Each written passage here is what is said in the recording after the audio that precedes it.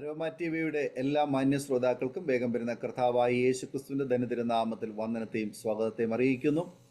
അനുഗ്രഹീതവും മനോഹരമായ നല്ല നിമിഷങ്ങൾക്കായി, നല്ല ദിവസത്തിനായി ഞാൻ കർത്താവിന് സ്തോത്രം ചെയ്യുന്നു. ഇന്ന് നമ്മുടെ ക്ഷണം സ്വീകരിച്ച് നമ്മോടൊപ്പം ജോയിൻ ചെയ്തിരിക്കുന്നത് കർത്താവിൻ്റെ വിലപ്പെട്ട ദാസി സിസ്റ്റർ പ്രിയ സജി ആണ്. തൻ്റെ ജീവിതാനുഭവങ്ങൾ അരോമ ടി വി പ്രേക്ഷകർക്ക് ഒരു വേറിട്ട അനുഭവമായിരിക്കും എന്നുള്ള കാര്യത്തിന് യാതൊരു സംശയവുമില്ല. ഈ സാക്ഷ്യം നിങ്ങൾക്ക് പ്രചോദനവും പ്രത്യാശയും വിശ്വാസം വർദ്ധിപ്പിക്കാൻ മുഖാന്തരമായി തീരും. തൻ്റെ ജീവിതാനുഭവങ്ങൾ ശ്രദ്ധയോടെ സ്കിപ്പ് ചെയ്യാതെ അവസാനം വരെ നിങ്ങൾ ഒന്നിലധികം പ്രാവശ്യം കേൾക്കുമെന്ന് എനിക്കറിയാം. അത്രയേറെ അനുഭവങ്ങളുടെ കൂമ്പാരമാണ് കർത്താവിൻ്റെ ദാസി പ്രേക്ഷകരോടൊപ്പം പങ്കുവയ്ക്കുന്നത്. അതുകൊണ്ട് തന്നെ നിങ്ങൾ ഈ സാക്ഷ്യം മറ്റുള്ളവർ കൂടി ഷെയർ ചെയ്ത് കൊടുത്തതിന് ശേഷം കേൾക്കുക. അത് അവർക്ക് കൂടി അനുഗ്രഹമായി തീരട്ടെ. ദൈവനാമം അതിലൂടെ മഹിമപ്പെടുവാൻ മുഖാന്തരമായി തീരുമല്ലോ. മാത്രമല്ല, നിങ്ങളുടെ വിലയേറിയ അഭിപ്രായങ്ങളും നിർദ്ദേശങ്ങളും കമൻറ്റ് ബോക്സിൽ രേഖപ്പെടുത്താൻ മറക്കരുത്. അതുപോലെ തന്നെ നിങ്ങൾക്കൊരു പ്രാർത്ഥനാ വിഷയമുണ്ട്, ഞങ്ങളുമായി നിങ്ങൾ ബന്ധപ്പെടുവാൻ ആഗ്രഹിക്കുന്നെങ്കിൽ സ്ക്രീനിൽ കാണുന്ന വാട്സപ്പ് നമ്പറിലൂടെ ഞങ്ങളെ മെസ്സേജ് ആയിട്ട് വിവരം അറിയിക്കൂ. ഞങ്ങൾ നിങ്ങൾക്ക് മറുപടി തരികയും വിഷയങ്ങൾക്ക് വേണ്ടി പ്രാർത്ഥിക്കുകയും ചെയ്യുന്നതായിരിക്കും.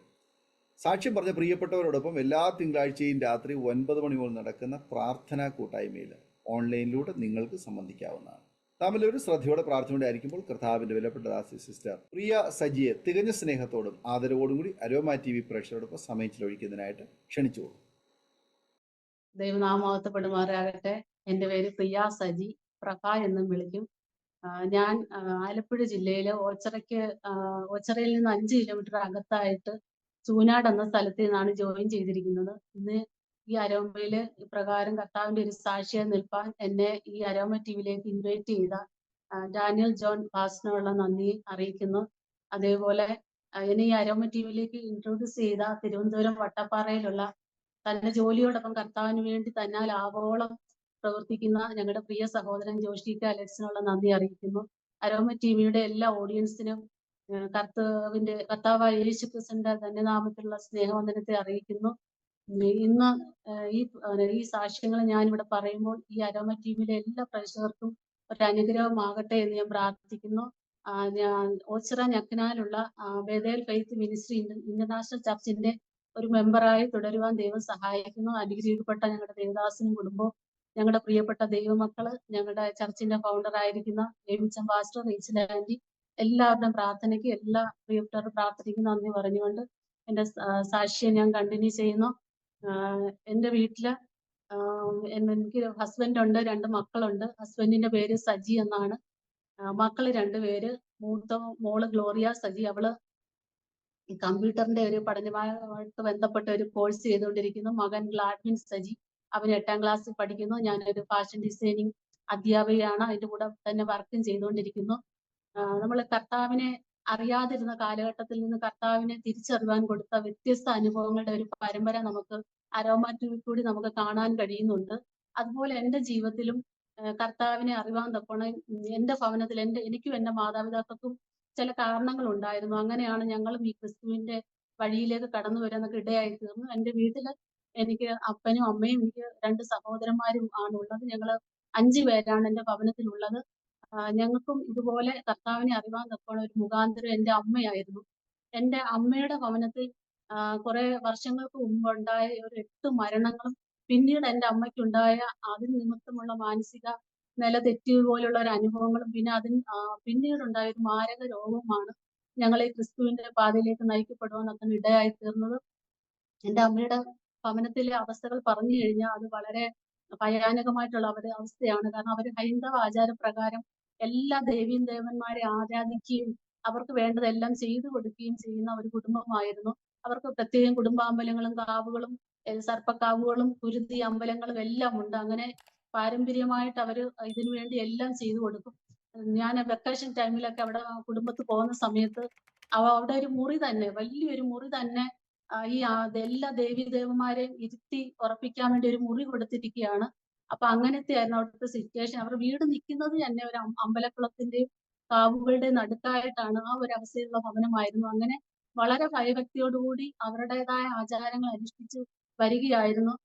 അതില് ഇത്രയും ഒരുപാട് ദേവീദേവന്മാരുണ്ടെങ്കിൽ അവർക്ക് ഇഷ്ടപ്പെടുന്ന ഒരു ദേവൻ ആ കൂട്ടത്തിൽ ഉണ്ടായിരുന്നു. അതായത് ഒരു കയ്യിൽ ഇങ്ങനെ ഒരു വാളുമായിട്ട് മറു കയ്യിൽ ഒരു മനുഷ്യന്റെ തല വെട്ടി നിൽക്കുന്ന ഒരു രംഗം, അങ്ങനെയുള്ള ഒരു ഒരു ദേവനെയാണ് അവർക്ക് ഏറ്റവും കൂടുതൽ ഇഷ്ടം.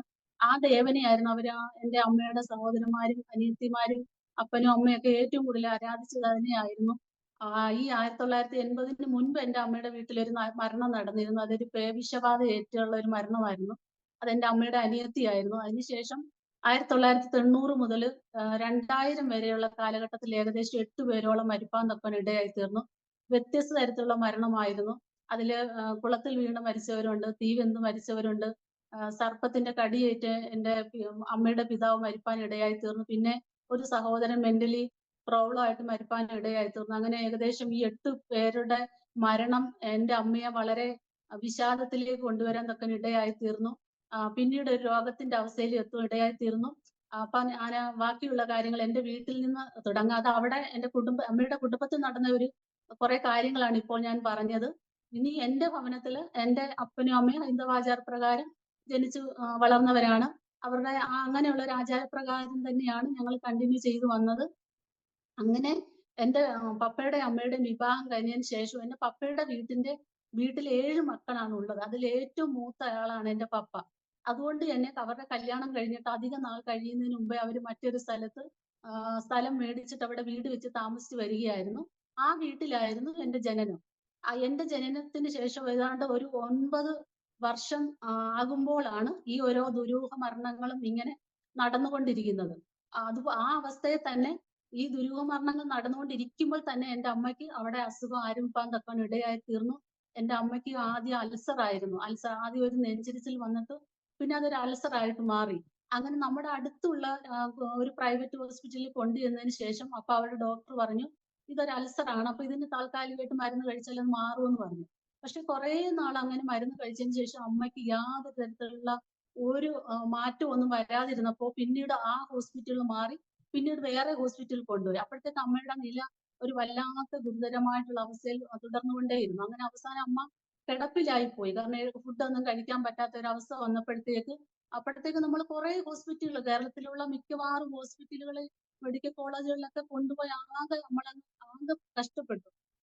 പിന്നീട് അവസാനമായിട്ട് നമ്മുടെ ഒരു ഹോസ്പിറ്റലിൽ പറഞ്ഞു നിങ്ങൾ ശ്രീചിത്ര മെഡിക്കൽ കോളേജ് തിരുവനന്തപുരത്ത് കൊണ്ടുപോകണമെന്ന് പറഞ്ഞു. അങ്ങനെ എന്റെ അമ്മയും കൊണ്ട് ഞങ്ങൾ ശ്രീചിത്ര മെഡിക്കൽ കോളേജിലേക്ക് പോകേണ്ട ഒരു അവസ്ഥ വന്നു. അവിടെ ചെന്നപ്പോഴത്തേക്ക് അമ്മയെ സ്കാനിങ് ചെയ്ത് പുറത്ത് കൊണ്ടുവന്നപ്പോൾ വളരെ ഭയാനകമായിട്ടുള്ള ഒരു റിപ്പോർട്ടാണ് നമുക്ക് കിട്ടിയത്. കാരണം അമ്മയുടെ കുടല് അവിടെ ഒരു മുഴയുണ്ടായിരുന്നു. ചെറിയ മുഴയല്ല, വലിയൊരു മുഴയായിരുന്നു. അത് പൊട്ടിയിരിക്കുന്നു. പൊട്ടിയിട്ട് അതിൽ നിന്ന് ബ്ലഡും പഴുപ്പും പുറത്തു വരുന്ന ഒരു അവസ്ഥയായിരിക്കുന്നു. അതുപോലെ തന്നെ അവിടെ കുടൽ എന്ന് പറഞ്ഞൊരു സംഭവം ഇല്ല. ഇനി നമുക്ക് പ്രത്യാശിക്കാൻ ഒരു വകയില്ല. കാരണം എന്റെ പപ്പയുടെ വീട്ടിൽ നിന്ന് ഈ മൂത്ത ഒരാള് പപ്പ ആയതുകൊണ്ട് ഇങ്ങനെ മാറി താമസിച്ചതുകൊണ്ടും പിന്നെ അമ്മയുടെ വീട്ടിൽ നിന്നും ഇങ്ങനെ ഓരോ മരണങ്ങൾ ഓരോ വർഷം അടുപ്പിച്ച് ഇങ്ങനെ വരുന്നത് കൊണ്ടും അവിടെ നിന്നും പ്രത്യേകിച്ച് ആരും വന്ന് അന്വേഷിക്കാനില്ലായിരുന്നു. ഞങ്ങൾ കൊച്ചു കുഞ്ഞുങ്ങളാ. അപ്പം പപ്പയുടെ വീട്ടിൽ നിന്ന് ആരും വരത്തില്ല, അമ്മയുടെ വീട്ടിൽ നിന്നും വരത്തില്ല. പിന്നെ അതുപോലെ തന്നെ എന്റെ പപ്പയുടെ ഒരു സ്വഭാവം എന്ന് വെച്ച് കഴിഞ്ഞാൽ ആ വീട്ടിലേക്ക് ഇച്ചിരി കോപം കൂടുതലുള്ള ആളാ. അതുകൊണ്ട് തന്നെ മറ്റുള്ളവരുമായിട്ടുള്ള സഹകരണമോ സമ്പർക്കമോ ഒന്നുമില്ല. അത് ആരെങ്കിലും വീട്ടിൽ തന്നെ വന്നാൽ തന്നെ പെട്ടെന്ന് അവരെ പറഞ്ഞു വിടണം. അധിക സമയം നിർത്താത്ത ഒരു സ്വഭാവമാണ് പിതാവിൻ്റെത്. അങ്ങനെ വളരെ കോപിഷ്ഠനായ എന്റെ പിതാവിന്റെ ആ ഒരു സ്വഭാവം വെച്ചിട്ടും ആരും അങ്ങനെ അതുകൊണ്ട് തന്നെ അമ്മയുടെ രോഗം നമുക്ക് അറിയാൻ പറ്റാതായിപ്പോയി. അങ്ങനെ ലാസ്റ്റ് ഒരു ലേഡി ഡോക്ടർ ആയിരുന്നു. അപ്പൊ ആ ഡോക്ടർ പറഞ്ഞു ഇനി ഒരു രക്ഷയില്ല, ഇനിയും ഒരു മരുന്നൊന്നും കഴിച്ചിട്ട് കാര്യമില്ല, അവിടെ കുടലുണ്ടെങ്കിലല്ലേ അവൻ എന്തെങ്കിലും ഒരു മരുന്ന് ചെയ്തത്, അതുകൊണ്ട് ഇനി ഇവിടെ നിർത്തണ്ട, കൊണ്ടുപോയിക്കോന്ന് പറഞ്ഞു. അങ്ങനെ എന്റെ അമ്മയെ വളരെ ദയനീയമായിട്ട് അവസ്ഥയിൽ വീട്ടിൽ കൊണ്ടുവരാൻ തൊക്കെ ഇടയായി തീർന്നു. അപ്പൊ മറ്റുള്ളവരൊക്കെ വിവരം അറിഞ്ഞപ്പോഴൊക്കെ അവർ വരാൻ ശ്രമിച്ചു. അതിൻ്റെ ഇടയ്ക്ക് എന്റെ അമ്മയുടെ ഫാദർ വീട്ടിൽ വരുവാന്നൊക്കെ ഇടയായി തീർന്നു. പക്ഷെ ഫാദറിനെ ഒന്നും പപ്പ വീട്ടിലോട്ട് കയറ്റാതെ അങ്ങനത്തെ ഒരു സ്വഭാവ രീതിയായിരുന്നു ആള്. അങ്ങനെ വീട്ടിൽ വന്ന അമ്മയെ കൊണ്ട് കിടത്തിയേക്കുന്ന ഒരു അവസ്ഥയായി വന്നിരിക്കുന്നു. അതിന്റെ കൂടെ എല്ലാവർക്കും ആകെപ്പാടെ രോഗമായിരുന്നു. എനിക്ക് ആ സമയത്തേക്ക് 9 വയസ്സ് കഴിഞ്ഞപ്പോഴത്തേക്ക് എനിക്ക് ന്യൂമോണിയ കൂടിയിട്ട് എന്റെ ആന്തരികാവയവത്തെ ബാധിക്കുന്ന തരത്തിലുള്ള ഒരു രോഗം വന്നു. അതുപോലെ ജ്വരം പിടിച്ചു. അങ്ങനെ ഏതാണ്ട് 38 ദിവസത്തോളം എന്നെ ഉൾമുറി. ആ സമയത്തൊക്കെ അതിന് മരുന്നൊന്നുമില്ല. അങ്ങനെ മരിച്ചു പോകേണ്ട ഒരു അവസ്ഥ വന്നു. പക്ഷെ എന്റെ മുടിയൊക്കെ പറ്റേ പോയി. ഞാൻ മൊട്ട അടിക്കുന്നതിന് തുല്യമായി പോയി. അങ്ങനത്തെ ഒരു അവസ്ഥ എനിക്ക് ഉണ്ടായി. പക്ഷെ എന്റെ കർത്താവ് എന്നെ അന്നേ കണ്ടത് കൊണ്ട് ഞാൻ എന്ന് ജീവനോടെ ഈ സാക്ഷ്യം പറയുവാൻ നിൽക്കാൻ ഇടയായി തീർന്നു. അതുപോലെ അതിനുശേഷം പിന്നീട് ഒരു 6 മാസത്തോളം ഞാൻ സ്കൂളിൽ പോയില്ല. ആ ഒരു രോഗമൊക്കെ ഭേദമായി. പിന്നെ മുടിയൊക്കെ കുറെ നാളത്തേക്ക് കിളിർത്തില്ല. ഞാൻ സ്കാർഫ് ഒക്കെ കെട്ടിക്കൊണ്ടായിരുന്നു സ്കൂളിലേക്ക് പോകുന്നത്. പിന്നീട് എനിക്ക് കരളിന്റെ കരളിന് വളർച്ചയില്ല എന്ന് കണ്ടെത്തി. പിന്നെ കുറെ കാലം അതിന് മരുന്ന് കഴിച്ചുകൊണ്ടിരുന്നു. ഇതിന്റെ ഇടയിൽ തന്നെ സഹോദരന്മാർക്ക് പലതരത്തിലുള്ള രോഗങ്ങള്. ഈ അമ്മയുടെ ഈ രോഗം നിൽക്കുമ്പോ തന്നെ പെട്ടെന്ന് ഒരു ദിവസം പപ്പയുടെ ചുണ്ട് ഒരു വീർത്തിട്ട് പെരുവയറ് വരുന്ന ഒരു അസുഖം വന്നു. അങ്ങനെ അതേ സമയം തന്നെ പപ്പയുടെ വയറിന്റെ ഇടതുവശത്തായിട്ടൊരു വലിയൊരു മുഴ പ്രത്യക്ഷപ്പെടുവാൻ തക്കന് ഇടയായി തീർന്നു. അപ്പോഴത്തേക്ക് കുറെ നാള് പേടിച്ചിട്ട് ഹോസ്പിറ്റലിൽ പോകാതെ വീട്ടിൽ തന്നെ അവസാനം ഹോസ്പിറ്റലിൽ പോയപ്പോൾ ഡോക്ടർ പറഞ്ഞു ഇതൊരു മറ്റൊരു രോഗമാണ്. അതുകൊണ്ട് വളരെ ശ്രദ്ധിച്ച് ജീവിക്കണം. എന്നിട്ട് എല്ലാ മാസവും ഒരു പ്രത്യേക ഒരു ദിവസം പപ്പയുടെ ഈ ചുണ്ട് കയറി വീർക്കും. വീർത്തിട്ട് വലിയൊരു പെരുവയറ് വരും. വന്നിട്ട് ആ മുറിയുടെ വാതിൽ അകത്തോട്ട് കടക്കാത്ത രീതിയിൽ ഈ വയറങ്ങായിത്തീരും. അങ്ങനെ എന്റെ പിതാവ് വളരെ പെട്ടെന്ന് ചില ദിവസങ്ങൾക്കുള്ളിൽ തന്നെ ഇത്രയും വലിയൊരു മാരക രോഗത്തിന് അടുക്കും. അപ്പൊ അങ്ങനെ അപ്പനും അമ്മയും രോഗാവസ്ഥയിലായി തീരുവാൻ തക്കവണ്ണം ഇടയായി തീർന്നു. അപ്പൊ ആദ്യമൊക്കെ നമ്മുടെ വീടിനടുത്തുള്ളവരൊക്കെ വന്ന് ചെറിയ ചെറിയ ഹെൽപ്പുകൾ ചെയ്യുകയും ഞങ്ങൾക്ക് ഫുഡ് ഉണ്ടാക്കി തരികയൊക്കെ ചെയ്യുമായിരുന്നു. പിന്നീട് അവരൊക്കെ വരാത്ത ഒരു അവസ്ഥയായി പോയി. അപ്പൊ പപ്പയ്ക്ക് ഇനി രക്ഷയില്ലെന്ന് പപ്പ മനസ്സിലായി. അതുകൊണ്ട് തന്നെ പപ്പ പെട്ടെന്ന് തന്നെ അധികം താമസിക്കാതെ തന്നെ മദ്യപാനത്തിനും മയക്കുമരുന്നിനും അടിമയായി തീരുവാൻ തക്കവണ്ണം ഇടയായി തീർന്നു. അങ്ങനെ പിന്നീട് പപ്പയ്ക്ക് ഒരു കടയുണ്ട്. അടുത്ത് ഒരു ഇലക്ട്രിക്കൽ വർക്കും പാർട്സ് ഒക്കെ വിൽക്കുന്ന ഒരു കടയാണ് ആ സമയത്തുള്ളത്. അപ്പൊ ആ കടയില് പോയിട്ട് പിന്നെ മുതൽ വൈകിട്ട് വരുമ്പോഴത്തേക്ക് നമ്മുടെ വീട്ടില് ഒരു വല്ലാത്ത അവസ്ഥയാണ്. ഭവനത്തിനകത്ത് അങ്ങ് ദൂരെ വരുമ്പോഴേ ഞങ്ങൾ 3 പേരും 3 ഭാഗത്തേക്ക് ഒളിച്ച് മറഞ്ഞു നിൽക്കുന്ന ഒരു അവസ്ഥയാണുള്ളത്. അപ്പൊ എന്റെ സഹോദരന്മാർക്കൊക്കെ ഭയങ്കര പേടിയാണ്. പിന്നെ എനിക്ക് അറിവുള്ളത് എനിക്ക് മാത്രമേ ഉള്ളൂ ശരിയെങ്കിലും. അവര് തീരെ കുഞ്ഞുങ്ങളാണ്. അതുകൊണ്ട് തന്നെ പപ്പയുടെ ഒരു വരക്കം എന്ന് പറയുന്നത് നമുക്ക് ആർക്കും വിശദീകരിക്കാൻ പറ്റത്തില്ല. ഏത് അവസ്ഥയിൽ കൂടിയാ ഓരോ ദിവസം ചിലപ്പം 12 മണി, ചിലപ്പോ 1:30, 2 അത്രമാത്രം മാനസിക വിഭ്രാന്തിയിൽ എന്റെ പിതാവായി പോയായിരുന്നു. കാരണം ഇനിയിപ്പോ ഇത്രയും പേർക്കും രോഗമായ ആരും കാണാനും ഇല്ല, നോക്കാനും ഇല്ല. അതാ ഒരു അവസ്ഥയിൽ പ്രിയ പിതാവ് വളരെ മാനസിക നില തെറ്റിയവനായി പോയി വല്ലാത്തൊരവസ്ഥയിൽ പിന്നെ ഞങ്ങളെ ശരിക്കും ഉപദ്രവിക്കുകയൊക്കെ ചെയ്യുമായിരുന്നു. ഇത് എന്റെ പിതാവിനെ കുറ്റപ്പെടുത്തുകയല്ല. കാരണം മാനസിക നില തെറ്റി ഈ ലോകത്തിന് ഇനി ഒരു രക്ഷയില്ല എന്ന് കാണുമ്പോൾ മനുഷ്യന്റെ നില തെറ്റുന്നതായ ഒരു കാര്യമാണ് ഞാൻ ഇവിടെ സൂചിപ്പിക്കുന്നത്. അങ്ങനെ എന്റെ അമ്മയാണ് ചെയ്യുന്ന ഒരു കാര്യം എന്നും ഒരു 5:30, 6 മണിയാകുമ്പോൾ ഞങ്ങൾക്ക് എല്ലാവർക്കും ഫുഡ് തരും. 3 പേർക്കും ഫുഡ് തന്നിട്ട് പറയും ഇന്ന് അപ്പൻ വരുന്നത് ഏത് രീതിയിലാണെന്ന് അറിയത്തില്ല മക്കളെ, അതുകൊണ്ട് നിങ്ങൾ നേരത്തെ ഫുഡ് കഴിക്കണമെന്ന് പറയും. അങ്ങനെ ഞങ്ങൾ ഫുഡൊക്കെ കഴിച്ച് അങ്ങനെ മാറിയിരിക്കുന്ന സമയത്ത് ഇങ്ങനെ വരും. അപ്പൊ അമ്മ കഴിക്കത്തില്ല. പപ്പ വന്നിട്ടേ കഴിക്കത്തുള്ളൂ. അതുവരെ അമ്മ വെയിറ്റ് ചെയ്യും. അപ്പൊ അങ്ങനെ വരുന്ന സമയത്ത് എന്തെങ്കിലും ഒരു പെൻസിലോ അല്ലെങ്കിൽ ഒരു ബുക്കോ ആ തിണ്ണയിലോ വല്ലതും കാണുകയാണെങ്കിൽ ആ രാത്രിയിൽ ഞങ്ങളെ വളരെ ഉപദ്രവിക്കും. നമ്മുടെ വീടിന്റെ മുറ്റത്ത് ഒരു പേരമരം ഉണ്ടായിരുന്നു. ഒരു നൊച്ചിയുടെ മരം ഉണ്ടായിരുന്നു. നൊച്ചി എന്ന് പറഞ്ഞ ഒരു മരം ഉണ്ടാവും. അതിനകത്തെ കമ്പ് ഒടിച്ചുകൊണ്ട് വന്നിട്ട് ശരിക്കും ഞങ്ങളെ തല്ലുമായിരുന്നു. ആദ്യം ഞങ്ങൾക്ക് അടി തരും. അത് എന്തുകൊണ്ടാ അടിക്കുന്നതെന്ന് പറഞ്ഞ് മനസ്സിലാക്കി തരത്തില്ല. ആദ്യം അടി തന്നിട്ട് മാത്രമേ പിന്നെ പറയും. പിന്നെ ഇളയ സഹോദരങ്ങൾ എന്തെങ്കിലും ഒരു തെറ്റ് കാണിച്ചാൽ മുറ്റത്തോടെ ഒരു വട്ടം വരച്ചിട്ട് അതിനകത്ത് നിർത്തി ഞങ്ങളെ 3 പേരെ അടിക്കും. ആദ്യം എന്നെ അടിക്കും. നീ എന്തുകൊണ്ട് അവർക്ക് പറഞ്ഞു കൊടുത്തില്ല. ഇപ്പൊ നമ്മള് അതിന്റെ കാരണം പോലും അറിയാൻ നമുക്ക് സാവകാശം തരത്തില്ല. അതിന് മുമ്പേ നമ്മൾ അടിച്ച് ശരിക്കും നമ്മളെ അങ്ങ് അടിക്കും. അങ്ങനെ പിന്നീട് അമ്മ ഈ ആഹാരം കഴിക്കാതിരിക്കുമ്പോഴത്തേക്ക് അമ്മ പറയും ഞാൻ കഴിച്ചിട്ടില്ലെന്ന് പറയും. നീ കഴിക്കണ്ടാന്ന് പറഞ്ഞുകൊണ്ട് പപ്പയ്ക്ക് ആഹാരം എടുത്തു വെക്കുമ്പോൾ പപ്പ അത് പിന്നെ കഴിക്കത്തില്ല. പിന്നെന്ന് വെച്ച് കഴിഞ്ഞാൽ ഇവര് അങ്ങനെ അങ്ങോട്ടും ഇങ്ങോട്ടും പിന്നെ അങ്ങോട്ട് പ്രശ്നങ്ങൾ തുടക്കുവാ. അവിടെ നിന്ന് അങ്ങോട്ട് ഞങ്ങളുടെ അമ്മയുടെയും ഞങ്ങളുടെ 3 മക്കളുടെയും കഷ്ടകാലം ആരംഭിക്കുകയായിരുന്നു. അങ്ങനെ വളരെ ഒരുപാട് പ്രശ്നങ്ങളുണ്ട്. ഇനി ഈ നിലവിളി ശബ്ദമൊക്കെ കേൾക്കുമ്പോഴൊക്കെ അടുത്തുള്ള പ്രിയപ്പെട്ടവർ ഓടി വരും. ഓടി വരുമ്പോഴത്തേക്ക് പിതാവ് എന്തെങ്കിലും ഒരു മാരകമായിട്ടുള്ള ഒരു ആയുധം എടുത്ത് കൈ വെച്ചിട്ട് പറയും ഒരാൾ പോലും ഇങ്ങോട്ട് കയറി പോയേക്കരുത്, ഞങ്ങളുടെ വീട്ടിലുള്ള കാര്യം ഞങ്ങൾ പരിഹരിക്കാന്ന് പറയും. അങ്ങനെ ഈ പ്രായമുള്ളവരൊക്കെ വന്ന് നിന്നിട്ട് കുറച്ച് കഴിയുമ്പോൾ അവരങ്ങ് പോകും. കാരണം എന്ത് ചെയ്യാൻ പറ്റും. അങ്ങനെ ഈ ചികിത്സകളെല്ലാം ചെയ്ത് കാരണം അപ്പോഴത്തേക്ക് 2 പേരും ഒരു മുറിയിൽ തന്നെ 2 ബെഡേൽ ഇട്ടിട്ട് 2 ബെഡേലായിട്ട് 2 പേരും അങ്ങനെ കിടത്തിയേക്കുന്ന ഒരു അവസ്ഥയാണ്. അവസാനം ഈ കടയൊന്നും ചില ദിവസം ഒന്നും തുറക്കാൻ പറ്റാത്ത അവസ്ഥയാണ്. അത്രമാത്രം ശാരീരികമായിട്ട് ഈ രോഗങ്ങൾ ഇങ്ങനെ മൂർച്ഛിച്ചുകൊണ്ടേയിരുന്നു. അങ്ങനെ കുടുംബത്തിൽ നിന്ന് മാറി താമസിക്കുന്നുണ്ട്. അങ്ങനെ വലിയൊരു വീടായിട്ട് നമ്മൾ വെച്ചിട്ടില്ലായിരുന്നു. 2 റൂമും ചെറിയ വരാന്ത അടുക്കളയായിട്ടാണ്. അപ്പൊ ഞാൻ കിടക്കുന്ന സ്ഥലം എന്ന് വെച്ച് കഴിഞ്ഞാൽ എന്റെ പപ്പയുടെ ബെഡിന്റെ അടിയിലായിട്ടാണ് കിടക്കുന്നത്.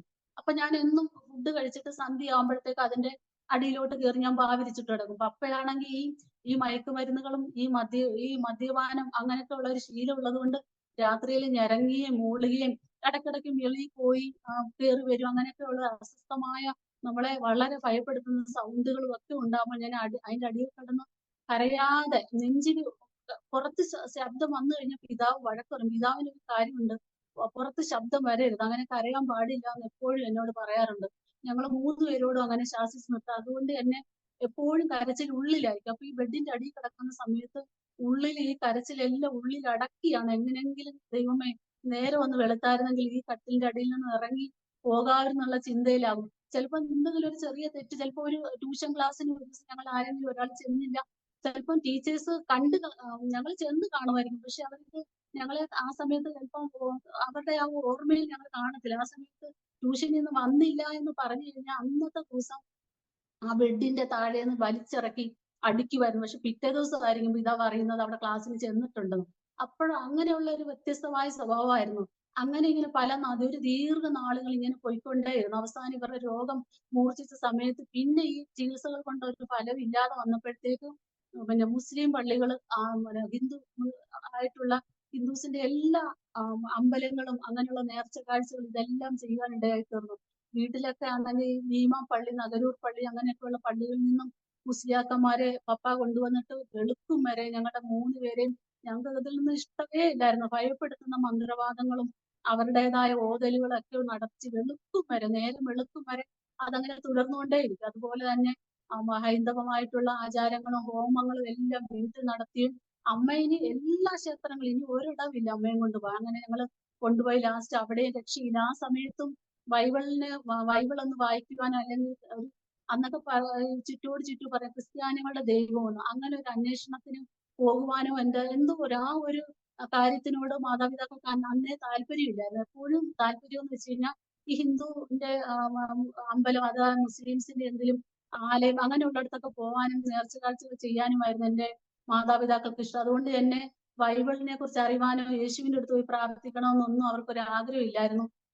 അങ്ങനെ ഈ അമ്പലങ്ങളിലെല്ലാം പോയിട്ടും ഞങ്ങളുടെ ഭവനത്തില് ഈ അവസ്ഥകൾക്കൊന്നും ഒരു മാറ്റമില്ല. അവസാനം എന്റെ പിതാവ് ഒരു ദിവസം എന്റെ മാതാവിനോട് ഇപ്രകാരം പറയുന്നത് ഞാൻ കേട്ടു. നീ നമുക്ക് രക്ഷയില്ല, എല്ലാവരാലും നമ്മൾ കൈവിടപ്പെട്ടു പോയി, എന്റെ വസ്ത്രം വരെ വിറ്റ്, പപ്പ കൊച്ചിലെ മുതലേ പാന്റ് മാത്രമേ യൂസ് ചെയ്യത്തുള്ളൂ. അപ്പൊ ആ പാന്റ് ഏറ്റവും ഇഷ്ടമുള്ള ഡ്രസ്സാണ് പാന്റ്. അപ്പൊ പുതിയ പുതിയ പാന്റുകൾ നേരത്തെ പപ്പയ്ക്ക് ഒരു ആന്ധ്രാപ്രദേശിൽ ഇലക്ട്രിക്കൽ കമ്പനി വർക്ക് ചെയ്യുന്നുണ്ടായിരുന്നു വിവാഹത്തിന് മുമ്പ് അവരുടെ. അതിനുശേഷമാണ് ആ റിസൈൻ ചെയ്ത് വന്നത്. അപ്പൊ ആ സമയം മുതലുള്ള ഡ്രസ്സുകളെല്ലാം വിറ്റ് അമ്മ നിന്നെ ഞാൻ ചികിത്സിച്ചു, എന്നിട്ട് നിനക്ക് ഒരു ഭേദം വരുന്നില്ല, ഞാനും രോഗിയായി തീർന്നു. ഇനി നിന്റെ വീട്ടില് ആരുമില്ല, അപ്പൊ നിന്റെ വീട്ടിലുള്ളവരെല്ലാം മരിച്ചുകൊണ്ടേ ഇരിക്കുകയാണ്. അപ്പൊ അവിടുന്ന് ആരും അന്വേഷിക്കുന്നില്ല, എന്റെ വീട്ടിൽ നിന്നും ആരുമില്ല. അതുകൊണ്ട് ഒരു കാര്യം ഞാൻ നിന്നോട് പറയാം, നമുക്ക് മരിക്കാമെന്ന് പറഞ്ഞു. അങ്ങനെ കുറെ പ്രാവശ്യം പല രീതിയിലുള്ള മരണങ്ങൾ ഞങ്ങൾ തിരഞ്ഞെടുക്കാന്നൊക്കെ ഇടയായി തീർന്നു. ആദ്യം എന്റെ പിതാവ് പ്ലാൻ ചെയ്തത് ഞങ്ങളെ എല്ലാവരെയും വെട്ടിക്കൊലപ്പെടുത്താൻ വേണ്ടിയായിരുന്നു. പക്ഷെ ദൈവകൃപയാൽ ദൈവം അന്ന് ഞങ്ങളെ കണ്ടതുകൊണ്ട് ആ ഒരു മരണം തിരഞ്ഞെടുക്കാന്നൊക്കെ ഇടയാകാതെ മൂടി 4 ഇഴയ്ക്ക് വ്യത്യാസത്തിൽ ഞങ്ങൾ രക്ഷപ്പെടുക ഇടയായി തീർന്നു. പിന്നീട് എന്റെ പപ്പ പ്ലാൻ ചെയ്ത് കിണറ്റിൽ എറിഞ്ഞു കൊല്ലണമെന്ന്. അങ്ങനെ ഞങ്ങളെ കൊച്ചു കുഞ്ഞുങ്ങളല്ലേ, ഞങ്ങളെ കിണറ്റിൽ വലിച്ചെറിയാൻ പോയപ്പോൾ ഇതുപോലെ ആരോ വന്ന് കണ്ട് അങ്ങനെ അതും പിന്മാറിപ്പോകാൻ ഇടയായി തീർന്നു. പിന്നീട് പപ്പ ഇലക്ട്രിക് വർക്കൊക്കെ അറിയാവുന്നതുകൊണ്ട് കരണ്ട് ബോഡിമേൽ പാസ് ചെയ്തിട്ട് കൊല്ലുവാൻ ഒരുമിച്ച് വയറുകളൊക്കെ ചെയ്തിട്ട് ഞങ്ങളെ ഒരുമിച്ച് കൊല്ലുവാൻ തക്കണം പ്ലാൻ ചെയ്തു. അപ്പൊ ആ സമയത്തും അതും ഫെയിലായി പോകാൻ തൊക്കെ ഇടയായി തീർന്നു. പിന്നീട് അവസാനമായിട്ട് ഈ 3 പ്രാവശ്യം പരാജയപ്പെട്ട പപ്പ ലാസ്റ്റ് അമ്മയോട് അപ്പൊ ഈ 3 മരണങ്ങളും തിരഞ്ഞെടുക്കുന്ന സമയത്ത് ഞങ്ങളോട് പറയായിരുന്നു, നിങ്ങളെ ഇന്ന രീതി കൊല്ലുമെന്ന് ആ പിതാവ് ആ ഒരു മാനസികാവസ്ഥ പറയാം. അങ്ങനെ ഞാനൊക്കെ എന്റെ ആങ്ങളമാരെ അവർ കുഞ്ഞു പിള്ളേർ, അവർക്ക് അത്ര അറിയില്ല, പക്ഷെ ഞാനെല്ലാം നോർമലായിട്ട് ഇങ്ങനെ ബോധത്തോടെ ഇരുന്ന് കാണുവാൻ ദൈവം അനുവദിച്ചു. ഞാൻ സ്കൂളിലൊക്കെ പോകുന്ന സമയത്ത് ഓരോ പ്രാവശ്യം ഇങ്ങനെ ഇന്ന രീതി കൊല്ലുമെന്ന് പറയുമ്പോൾ ഞാൻ സ്കൂളിലൊക്കെ പോകുമ്പോൾ ഞാൻ ആ ക്ലാസ്സിൽ ഇരുന്ന് കരയും. അവസാനം ഞാനൊരു മാനസികമായിട്ടുള്ള നിലതെറ്റി പോയ ഒരു കുട്ടിയെ പോലെ ആയി തീർന്നു. അപ്പൊ ടീച്ചേഴ്സ് ഒക്കെ പേരൻസിനെ പപ്പയെ സ്കൂളിൽ വിളിച്ചു വരുത്തിയിട്ട് പറഞ്ഞു, ഈ കുട്ടിക്ക് മാനസികമായിട്ട് എന്തോ പ്രശ്നമുണ്ട്, പഠിക്കുന്നില്ല, എപ്പോഴും ക്ലാസ്സിൽ തന്നെയാണ്, വെളിയിൽ പോലും പോകത്തില്ല ഇന്റർവെൽ സമയത്ത്. ഇതെന്താന്ന് ചോദിച്ചപ്പോൾ ഇതാ പറഞ്ഞു, പ്രത്യേകിച്ച് കുഴപ്പമൊന്നുമില്ല, ഞങ്ങൾക്ക് സന്തോഷം, വീട്ടിൽ വരുമ്പോൾ പപ്പ എന്നെ വഴക്ക് പറയും, എന്നെ പറയിപ്പിക്കാൻ വേണ്ടിയാണോ നീ അങ്ങനെ ചെയ്തേ, അങ്ങനെ ചെയ്യരുതെന്നൊക്കെ പറഞ്ഞു. എന്നിട്ട് വീട്ടിൽ നടക്കുന്ന ഓരോ കാര്യങ്ങളും പുറത്ത് പറയോ, അമ്മയുടെയോ പപ്പയുടെ വീട്ടിൽ പറയോ, സ്കൂളിൽ ചെന്ന് ടീച്ചേഴ്സിനോടോ പറയരുതെന്നുള്ള ഒരു വാണിംഗ് തന്നത് കൊണ്ട് ഞങ്ങൾ 3 പേരും അത് അമക്കി വെച്ചുകൊണ്ടിരുന്നു. ഒരാളുമായിട്ടും ഷെയർ ചെയ്യാൻ പോലുമുള്ള ഒരു മനസ്ഥിതി ഞങ്ങൾക്കില്ലായിരുന്നു. അങ്ങനെ ആ സ്കൂളിലൊക്കെ പോകുന്ന സമയത്ത് രാവിലെ സന്തോഷത്തോടെ സ്കൂളിൽ പോകും, ഒരു ഉച്ച തിരിഞ്ഞ സമയം മുതൽ ഞാൻ കരയും. കാരണം ആ ഭവനത്തിലോട്ട് പോകുവാൻ എനിക്ക് ഒട്ടും താല്പര്യമില്ലായിരുന്നു. കാരണം എന്റെ പപ്പ ഇപ്പം ഞങ്ങളെ കൊല്ലും, ഞങ്ങളെ കൊല്ലും, ഞങ്ങളെ കൊല്ലും എന്നുള്ള രീതിയിൽ ഞങ്ങൾ 3 പേരും ഭയപ്പെട്ട് കരഞ്ഞ നാളുകളായിരുന്നു ആ സമയത്ത്. നമ്മളെ പാട്ടുകാരൻ പാടിയതുപോലെ കരഞ്ഞുകൊണ്ട് ഇറങ്ങിയ എത്രയോ രാവുകൾ, അങ്ങനെ ഓരോന്നും കഴിഞ്ഞു പോകുന്ന രാവുകളായിരുന്നു. രാത്രിയില് വളരെ ഭയത്തോടാണ് ഞങ്ങൾ കിടന്നുറങ്ങുന്നത്. ലാസ്റ്റായിട്ട് പപ്പ പറഞ്ഞു അപ്പൊ ആ ഒരു ലാസ്റ്റ് ഒരു മരണം തിരഞ്ഞെടുത്തപ്പോ ഞങ്ങളോട് പറഞ്ഞില്ല. അപ്പൊ ഞങ്ങള് കൊച്ചിലെ മുതലേ പഴുത്ത ഏത്തപ്പഴം ഞങ്ങൾക്ക് ഭയങ്കര ഇഷ്ടമായിരുന്നു. അപ്പം പപ്പ അമ്മയോട് പറഞ്ഞു, ഞാൻ ഇന്ന് രാത്രിയിലും ഏത്തപ്പഴം മേടിച്ചോണ്ട് വരും. അതിനകത്ത് പനാമർ എന്ന് പറയുന്ന ഒരു വിഷമുണ്ട്. അത് ഫില്ല് ചെയ്തതിന് ശേഷം നമുക്ക് 5 പേർക്കും മരിക്കാന്ന് പറഞ്ഞ് പപ്പ ഒരു ദിവസം രാത്രി ഞങ്ങളെല്ലാം ഒരുക്കി ഇങ്ങനെ റൗണ്ടിൽ ഇരുത്തുന്ന ഒരു രംഗം ഉണ്ടായിരുന്നു. അപ്പൊ ആ സമയത്ത് ഈ ഏത്തപ്പഴത്തിനകത്ത് ഈ പനാമർ എന്ന വിഷം ഫില്ല് ചെയ്തതിന് ശേഷം ഞങ്ങളുടെ 5 പേര്, ഞങ്ങളുടെ 3 പേരുടെയും കയ്യിൽ തന്നു, അമ്മയുടെ കൊടുത്തു. അങ്ങനെ ഞങ്ങൾ 5 പേരും ഇങ്ങനെ റൗണ്ടിൽ ഇരുന്ന് കഴിക്കാൻ പോകുന്നതിന് തൊട്ട് മുമ്പ് എന്റെ കുഞ്ഞു സഹോദരൻ ഉണ്ട്. അവനാണെ ശരിക്കും ഞങ്ങളുടെ കൂട്ടത്തിൽ ഇച്ചിരി ബുദ്ധി കൂടുതലും ഉണ്ട്. അവന് കുറച്ച് കുഞ്ഞാണെങ്കിലും അവൻ സംസാരിക്കും. അപ്പൊ അത്രയും നാളും അധികം സംസാരിക്കാത്ത ആ പ്രിയ മകൻ, നമ്മള് ജോസഫിന്റെ ഒക്കെ ആ ഒരു സ്റ്റോറി, ആ ഒരു വചനം വായിക്കുന്ന ഭാഗത്ത് ജോസഫിനെ തന്റെ സഹോദരന്മാരെ പൊട്ടക്കിണറ്റിലിട്ട് കൊല്ലുവാൻ തക്കോണം നോക്കുന്ന ആ ഒരു ടൈമില് അതിനകത്ത് മൂത്തവനായ രൂപേൻ പറയുന്നുണ്ട്, അവനെ കൊല്ലണ്ട, നമുക്ക് അവനെ വിൽക്കാമെന്ന് എന്ന് പറഞ്ഞതിന്റെ കൂട്ട് എന്റെ ഇളയ സഹോദരൻ ആ സമയത്ത് പറഞ്ഞ്, അമ്മ എനിക്ക് മാത്രം മരിക്കണ്ട, നിങ്ങൾ എല്ലാവരും മരിച്ചു, എനിക്ക് ഇനിയും ജീവിക്കണമെന്ന് പറഞ്ഞു. പെട്ടെന്ന് ഇത്രയും കൊച്ചു കുഞ്ഞിങ്ങനെ സംസാരിച്ചപ്പോഴത്തേക്ക് പപ്പയ്ക്ക് ഒരു ഭാവഭേദമില്ല. പക്ഷെ അമ്മയുടെ ഹൃദയത്തിൽ അത് വളരെ ആഴത്തിൽ കുത്തി.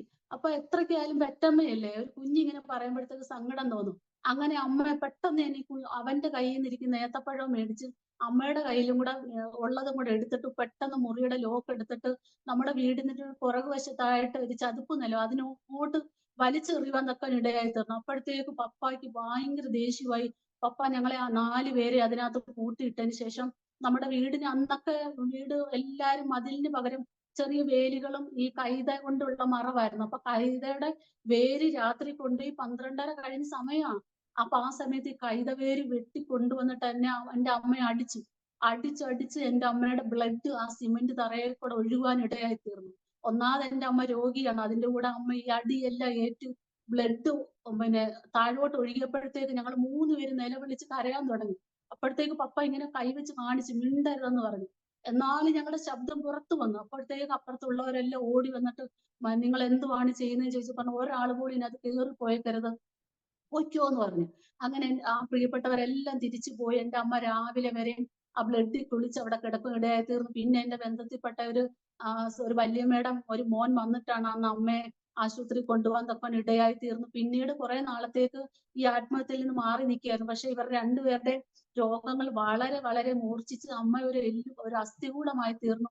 അതുപോലെ പപ്പയും ഈ വേദന ഇങ്ങോട്ട് വരുമ്പോഴത്തേക്ക് നിലത്ത് കിടന്ന് ഉരുണ്ട്, അയ്യോ എന്റെ ജീവനെ ദൈവമേ എടുക്കണേ എന്ന് പറഞ്ഞ് നിലവിളിച്ച് കരയും. ഇത്രയും ദൈവത്തെ അന്വേഷിച്ച് ഇത്രയും മരുന്നുകൾ കഴിച്ചു, ഇനി എന്ത് നേടും. അപ്പൊ അതിന്റെ ഇടയ്ക്ക് ആരാണ്ടോടെ ഒരു നിർബന്ധ പ്രകാരം കോട്ടയം കഞ്ഞിക്കുഴിയിലുള്ള ഡിവൈൻ കേന്ദ്രത്തിൽ ഇവർ പോകാൻ ഇടയാക്കണം. അവർക്ക് ഇഷ്ടമല്ലായിരുന്നു പോകുന്നത്, എങ്കിലും മനസ്സോടെ ഡിവൈൻ കേന്ദ്രത്തിൽ പോയപ്പോ അവിടുത്തെ ഒരച്ഛന് ഇവർക്ക് ഒരു ബൈബിൾ കൊടുത്തിരുന്നു. അപ്പൊ ഈ ബൈബിൾ വീട്ടിൽ ഇങ്ങനെ തട്ടിമ്പുറത്ത് വെച്ചേക്കും, അത് യൂസ് ചെയ്യോ അല്ലെങ്കിൽ അന്ന് വായിക്കാൻ ശ്രമിക്കുകയോ അപ്പനും അമ്മയും ശ്രദ്ധിച്ചില്ല.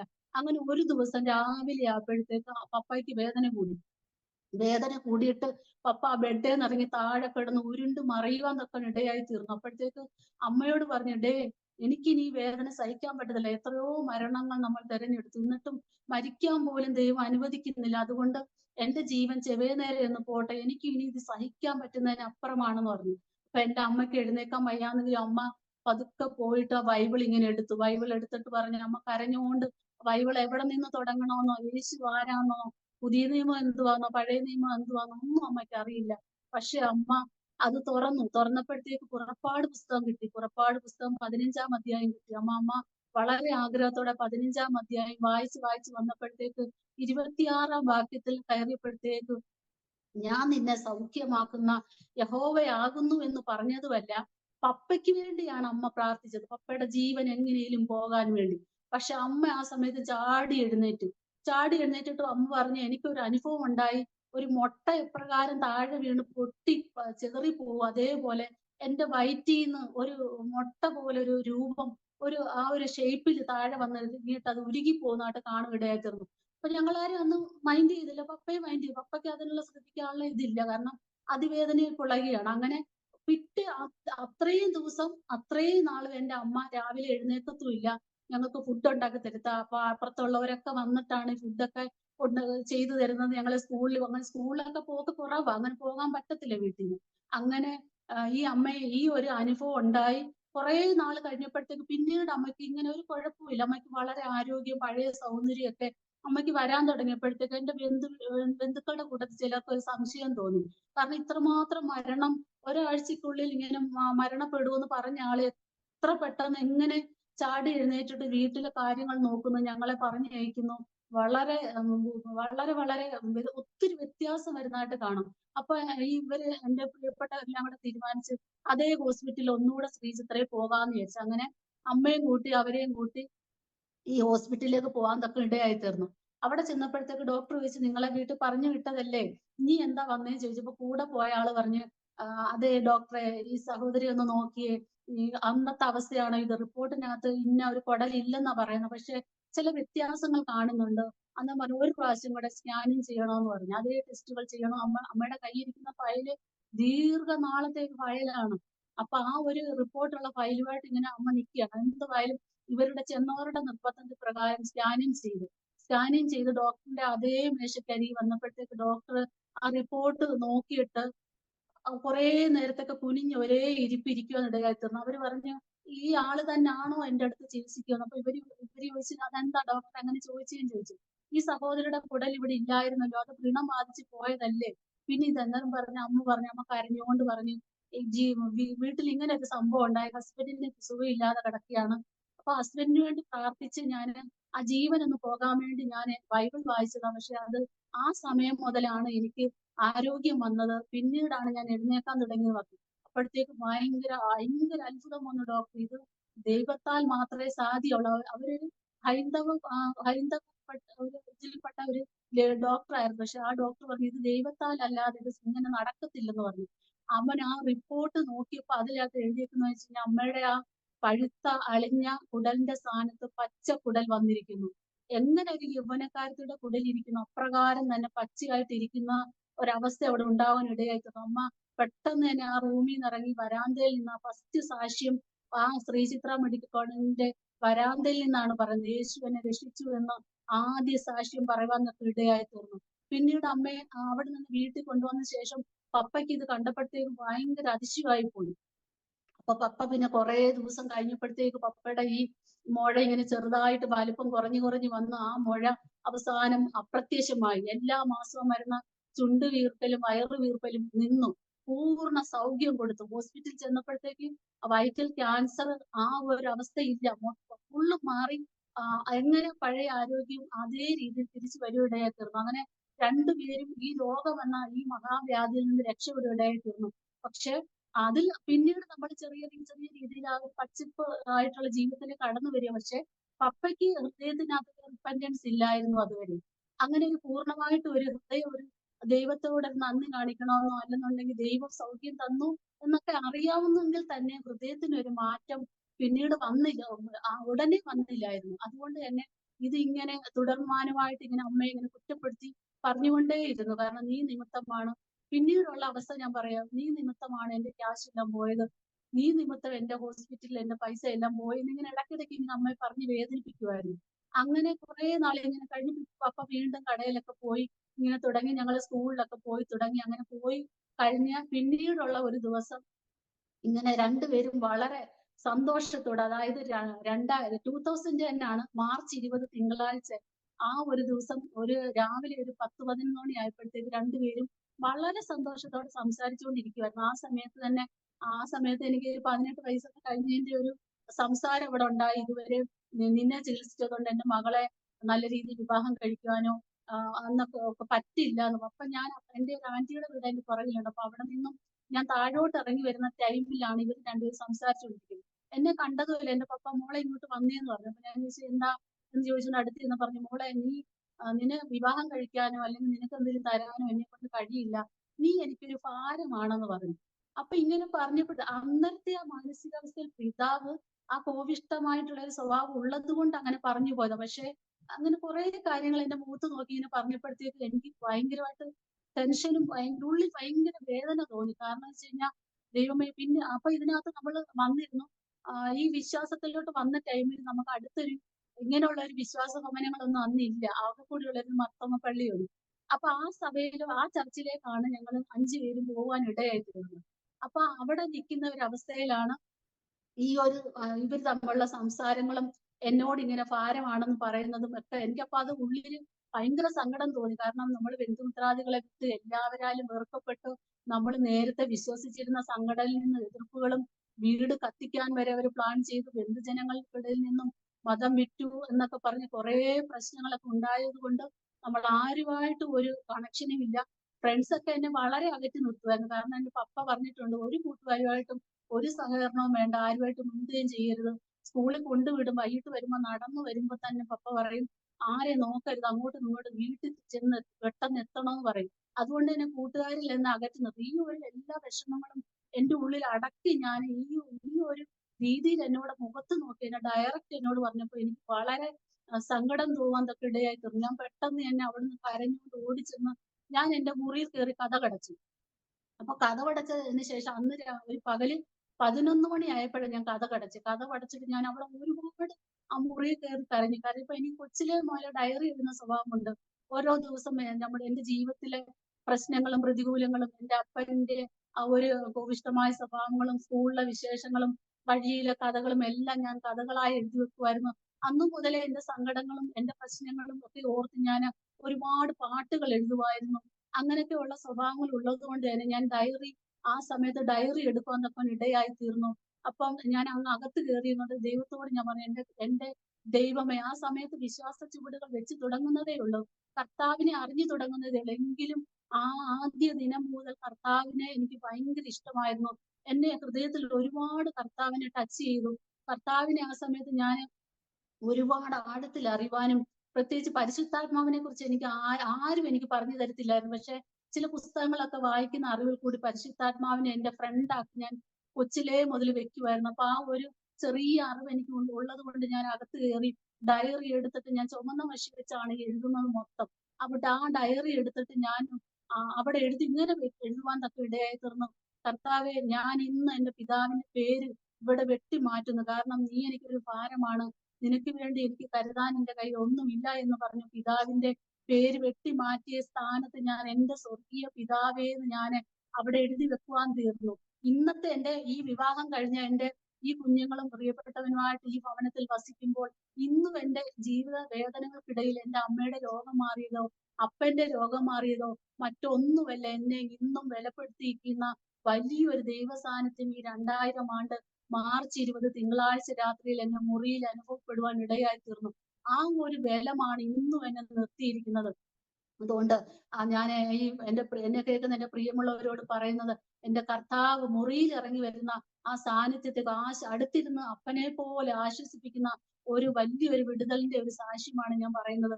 അപ്പൊ അന്ന് രാത്രിയിൽ ഞാൻ തലയടിച്ച് ഭിത്തിയിൽ അടിച്ച് കരഞ്ഞ്, ദൈവമേ, എനിക്ക് ഇനി ഇങ്ങനെ ഒരു ജീവിതം വേണ്ട, ഞാൻ എന്തിന് ജീവിക്കണം കർത്താവെ, എനിക്ക് 18 വയസ്സ് കഴിയുന്നു, പക്ഷെ എന്റെ ജീവിതം ഇങ്ങനെ ആയി പോയല്ലോ, എനിക്കൊരു കൂട്ടുകാരില്ല, ബന്ധുക്കളില്ല, ആരുമില്ല, എന്നെ കരുതണ്ട അപ്പൻ എന്നെ എന്റെ മുഖത്ത് നോക്കി ഇങ്ങനെ പറഞ്ഞു ദൈവമേ എന്ന് പറഞ്ഞിട്ട്, സ്വർഗീയ പിതാവേ, ഇന്നു മുതൽ നീയാണ്, അങ്ങാണ് എന്റെ പിതാവെന്ന് പറഞ്ഞ് ഞാൻ അവിടെ എന്റെ പിതാവിന്റെ പേര് വെട്ടിയിട്ട് ഞാൻ അവിടെ എന്റെ യേശു അപ്പന്റെ പേരെഴുതി വെക്കുവാൻ തക്ക ഇടയായി തീർന്നു.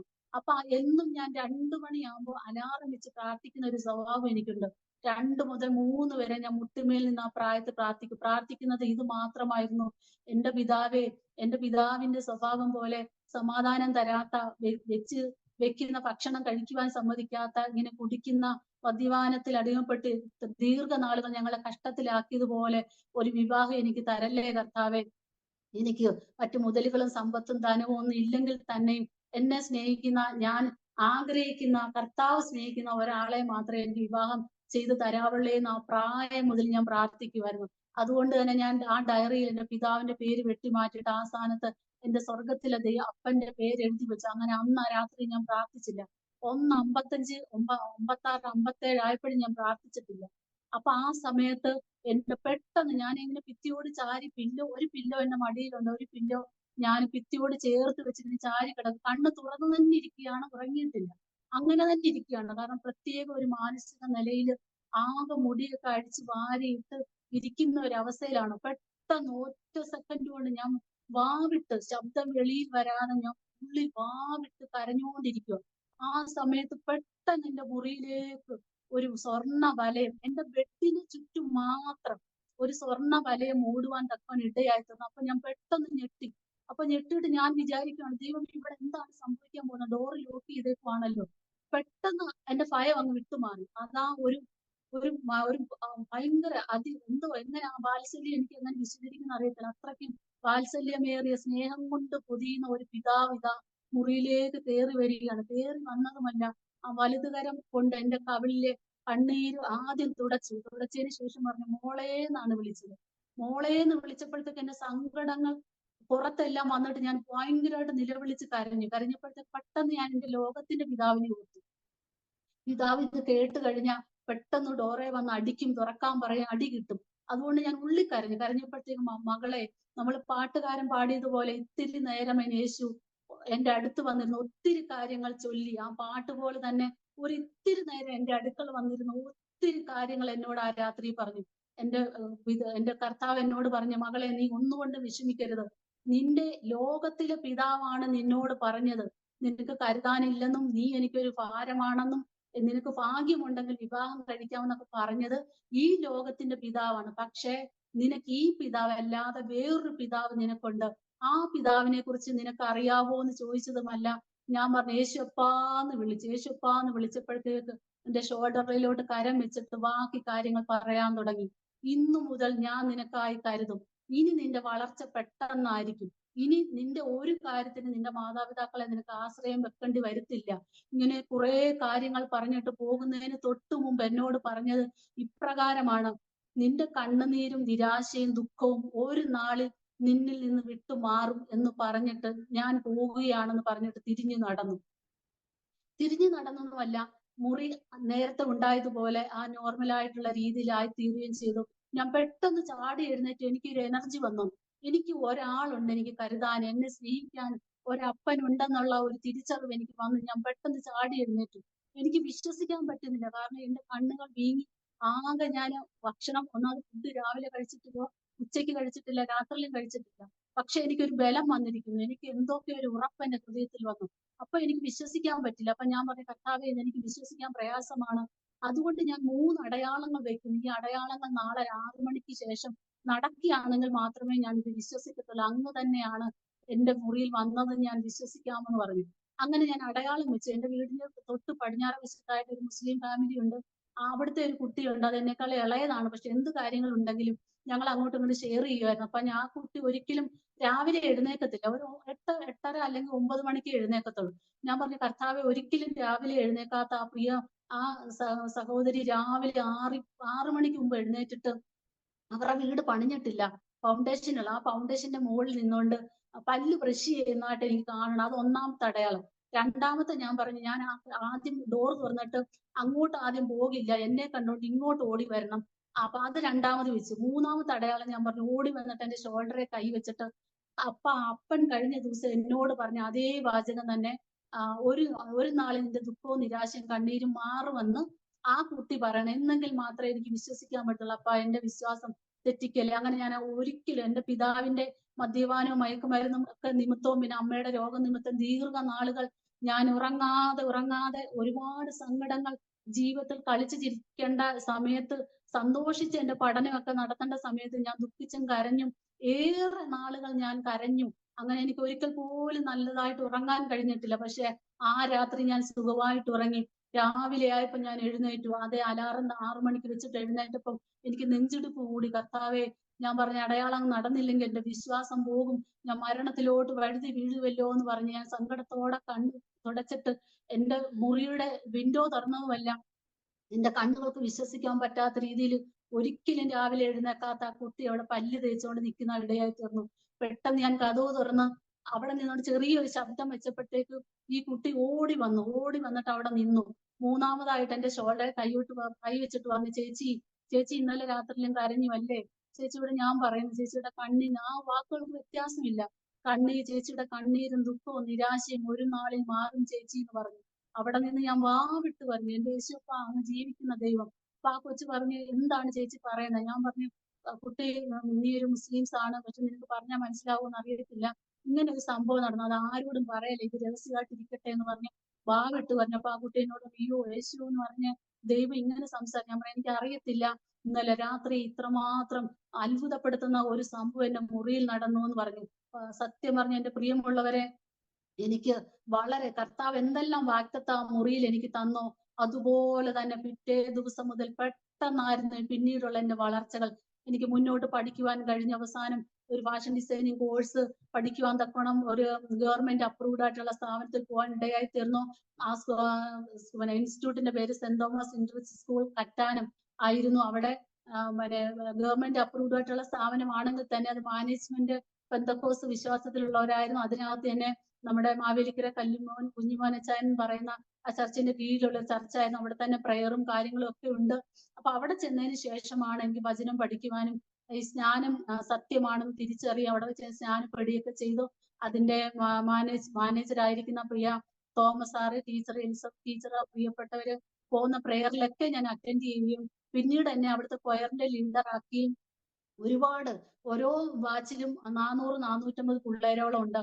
ഈ കുട്ടികളെല്ലാം ആ പ്രയറിൽ അറ്റൻഡ് ചെയ്യും. എന്നെ കൊണ്ടാവുന്ന രീതിയിൽ ഞാൻ കർത്താവിനെ കുറിച്ച് അവിടെ അവരോട് പറയുകയും വളരെ സന്തോഷം. അവിടെ നിന്നാണ് എനിക്ക് കുറച്ചുകൂടെ ഒരു സ്റ്റെപ്പ് മർത്തമയിൽ ചേർന്നുവെങ്കിൽ അവിടെ വെച്ചാണ് ഒരു സ്റ്റെപ്പ് കൂടി മുന്നോട്ട് വിശ്വാസം വർദ്ധിപ്പാനും കുറച്ചുകൂടെ സത്യങ്ങൾ മനസ്സിലാക്കി സ്നാനപ്പെടുവാനൊക്കെ ഇടയായി തീർന്നു. പിന്നീട് കർത്താവ് പറഞ്ഞതുപോലെ തന്നെ അനുഗ്രഹിക്കപ്പെട്ട് പിന്നീട് ഓരോ ദിവസവും കഴിയും തോറും എന്റെ വളർച്ചകൾ, എനിക്ക് ജോലി അതേ സ്ഥാപനത്തിൽ തന്നെ എനിക്ക് ജോലി ലഭിച്ചു. പിന്നീട് എന്റെ മാതാപിതാക്കളെ കർത്താവ് പറഞ്ഞതുപോലെ ആശ്രയിക്കേണ്ടി വന്നിട്ടില്ല. പിന്നീട് എന്റെ വിവാഹം വരെ എനിക്ക് വേണ്ട ഡ്രസ്സുകളും കാര്യങ്ങളും എല്ലാം എനിക്ക് ഇഷ്ടമായിട്ടുള്ള കാര്യങ്ങൾ എനിക്ക് ചെയ്യുവാൻ ഞാൻ തന്നെ അധ്വാനിച്ച് ഉണ്ടാക്കുവാൻ തക്ക ഇടയായി തീർന്നു. മാതാപിതാക്കളെ ഒരിക്കൽ പോലും ഒന്നിനും ബുദ്ധിമുട്ടിക്കാതെ എന്റെ ജീവിതം മുന്നോട്ട് പോയി.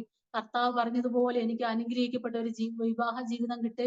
എന്റെ പ്രിയപ്പെട്ടവൻ ചുരുക്കി പറഞ്ഞ എന്റെ പ്രിയപ്പെട്ടവനും ഭവനത്തിലും പ്രിയപ്പെട്ടവനും ഒരുമിച്ചാണ് ഈ വിശ്വാസത്തിലേക്ക് വന്നത്. അവിടെ 3 സിസ്റ്റേഴ്സും എന്റെ ഹസ്ബൻഡ് ഒരാണും മാത്രമേ ഉള്ളൂ. അങ്ങനെ 4 മക്കളാണ്. അവിടെ ഏകനായി ഇറങ്ങി തിരിച്ചു വേറൊരു സ്ഥലത്ത് വീട്ടിൽ നിന്ന് അങ്ങനെ അവരാരും വിശ്വാസത്തിൽ വരാത്തതുകൊണ്ട് വേറെ മാറി താമസിച്ചു വരികയായിരുന്നു കായംകുളത്തുള്ള ഒരു അടുത്ത സ്ഥലത്ത്.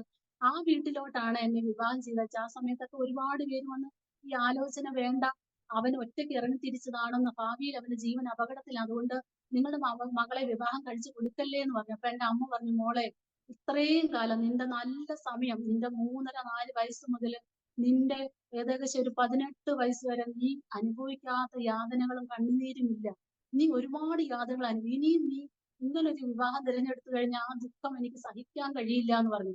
ഞാൻ പറഞ്ഞു, അമ്മയെ സാരമില്ല, എന്നെ പോലെ വിശ്വാസത്തിൽ വന്ന ഒരാളല്ലേ, അപ്പൊ എന്നെ നന്നായി സ്നേഹിക്കുവാൻ കഴിയും. അപ്പൊ എന്റെ പപ്പ പറഞ്ഞു, അവൻ ഒരു ക്രിസ്തുവിൽ അവൻ പുതിയ സൃഷ്ടിയാകുന്നു, പഴയത് കഴിഞ്ഞു പോയി, കർത്താവ് അവനെ സൂക്ഷിക്കുമെന്ന് പറഞ്ഞു. ഇങ്ങനെ കുറ്റം പറഞ്ഞവരോട് പറഞ്ഞു. അങ്ങനെ വളരെ അതിശയകരമായിട്ട് ഞങ്ങൾ വിവാഹം നടന്നു. ഞാൻ ആ റെന്റിന് താമസിക്കുന്ന വീട്ടിലോട്ടാണ് ആദ്യം കയറി ചെന്നത്. വീട്ടിലുള്ളവരാരും ആ സമയത്ത് വിശ്വാസത്തിൽ വന്നിട്ടില്ല. എന്റെ പ്രിയപ്പെട്ടവർ ഇതുപോലെ വളരെ കഷ്ടാനുഭവങ്ങളിലും പല പ്രശ്നങ്ങളിലും അകപ്പെട്ട് കോഴിക്കോട് റെയിൽവേ ട്രാക്കിൽ മരിക്കാൻ പോയ സമയത്ത് ഇതേപോലെ തന്നെ ട്രാക്കിൽ കൂടി നടന്നു പോകുന്ന സമയത്ത് ഈ എല്ലാ ദൈവങ്ങളെയും വിളിച്ച് ആ ദൈവം ഒന്നും വെളിപ്പെട്ട് വന്നില്ല. അവസാനം യേശു എന്ന് പറയുന്ന ദൈവം സത്യമെങ്കിൽ ഇപ്പോൾ വെളിപ്പെട്ട് വരണം, അല്ലെന്നുണ്ടെങ്കിൽ ഈ ഇപ്പോൾ മൂവ് ചെയ്ത് വരുന്ന ആ ട്രെയിന് മുമ്പിൽ ഞാൻ ചാടുമെന്ന് പറഞ്ഞു. അങ്ങനെ ട്രെയിൻ അടുത്ത് വരികയല്ല, പെട്ടെന്ന് തന്നെ തള്ളി അപ്പുറത്തെ വെളിയിലോട്ട് തള്ളിയിടുകയും ഞാൻ സത്യദൈവം എന്ന് വെളിപ്പെടുത്തി കൊടുക്കും, മകനെ നീ വീട്ടിൽ തിരിച്ചു പോകുന്നു പറയുകയും ചെയ്യടയത്ര. അങ്ങനെ എന്റെ ഹസ്ബൻഡ് തിരിച്ച് വീട്ടിൽ വരികയും പിന്നീട് ആ റെന്റിന് താമസിക്കുന്ന അവിടെ തന്നെ തുടരുകയും ചെയ്തു. അപ്പൊ ആ ഭവനത്തിലോട്ട് ഞാൻ കയറി ചെല്ലുന്ന സമയത്ത് അവര് എല്ലാവരും വിവാഹത്തിന് പങ്കെടുത്തെങ്കിലും അവര് ഇതിനകത്തോട്ട് വരാത്തുണ്ട്. അവര് പ്രിയ ഹസ്ബൻഡിന് മാതാവ് അമ്പലത്തോറും ഒക്കെ വായിക്കുന്ന ഒരു മാതാവായിരുന്നു. അതുകൊണ്ട് തന്നെ അവിടെ പൂജാകർമ്മങ്ങളും മറ്റൊക്കെ ഉണ്ട്. ഈ 4 പേരുടെ കൂട്ടത്തിൽ ഏക മകനായതുകൊണ്ട് തന്നെ അവർക്ക് വളരെ പ്രയാസമുണ്ട്. നമുക്ക് അവരെ കുറ്റം പറയാൻ പറ്റില്ല. കാരണം ആ 3 പെൺമക്കളുടെ കൂട്ടത്തിൽ ഒരാണേ ഉള്ളൂ. അപ്പൊ എന്ത് പ്രതീക്ഷയുണ്ട്? അപ്പൊ ആ മകൻ ഇപ്രകാരം ഒരു വിശ്വാസം സ്വീകരിച്ചതുകൊണ്ട് ആ മാതാപിതാക്കൾക്ക് ഉൾക്കൊള്ളാൻ കഴിഞ്ഞില്ല. അതുകൊണ്ട് തന്നെ അവർ തിരിച്ചു കൊണ്ടുവരാൻ തക്കണം പല കാര്യങ്ങൾ അവരുടെ ഭാഗത്തു നിന്നുണ്ടായി. അങ്ങനെ അവര് വലിയ രീതിയിൽ സഹകരിക്കും. എന്നാലും പിന്നീട് വിവാഹശേഷം അവിടെ പോവുകയും എപ്പോഴും ആ ഒരു മുറിയിൽ കയറി അവർ ചെല്ലുന്ന ടൈമിലൊക്കെ ഒരു മുറിയിൽ കയറി ഞങ്ങൾ അവർക്ക് വേണ്ടി പ്രാർത്ഥിക്കുകയും വളരെ ശക്തമായി പ്രാർത്ഥിക്കുകയും അതിന്റെ ഫലമായി എന്റെ പ്രിയപ്പെട്ടവന്റെ വീട്ടിൽ നിന്ന് എന്റെ മാതാവ്, പിതാവ്, സഹോദരിമാരെല്ലാം വിശ്വാസത്തിൽ വരും ഇടയായി തീർന്നു. അത് ഒറ്റയ്ക്കല്ല, ഓരോ കുടുംബമായി എന്റെ ഹസ്ബൻഡിന്റെ മൂത്ത സഹോദരി വെളിയിലാണ്. അപ്പൊ അവര് അവിടെ ആയിരിക്കുന്ന ആ സ്ഥലത്ത് വെച്ചിട്ട് അവരുടെ ജീവിതത്തിലെ ചില അനുഭവങ്ങൾക്കിടയിൽ കുടുംബമായിട്ട് അവര് കർത്താവിന്റെ കൽപ്പനയാൽ സ്നാനം സ്വീകരിച്ചു. അവരിന്ന് ഈ വിശ്വാസത്തിൽ തുടരുന്നു. അതുപോലെ രണ്ടാമത്തെ പെങ്ങളും ഡൽഹിയിലാണ് ഉള്ളത്. അവരും ഈ വിശ്വാസം കുടുംബമായിട്ട് സ്വീകരിപ്പാൻ തക്കന് ഇടയായി തീർന്നു. പിന്നെ ഒരു സഹോദരി ഉള്ളത്, അവൾ സ്നാനപ്പെട്ടിട്ടില്ല, പക്ഷെ അവള് കർത്താവിന് വിശ്വാസമാണ്. അവള് അധികം താമസമില്ലാതെ ഈ വിശ്വാസത്തിലേക്ക് വരും, അവൾ സ്നാനപ്പെടുമെന്ന് ഞങ്ങൾ വിശ്വസിക്കുന്നു. പിതാവ് അതേപോലെ ഒരു പാർട്ടി പ്രവർത്തനമായിരുന്നു. ഒരു കാരണത്തിലും ഈ കർത്താവിനെ വിശ്വസിക്കത്തില്ല, കാരണം നിരീശ്വരവാദിയായിട്ട് ദൈവം ഇല്ലെന്ന് പറയുന്ന ഒരാളായിരുന്നു.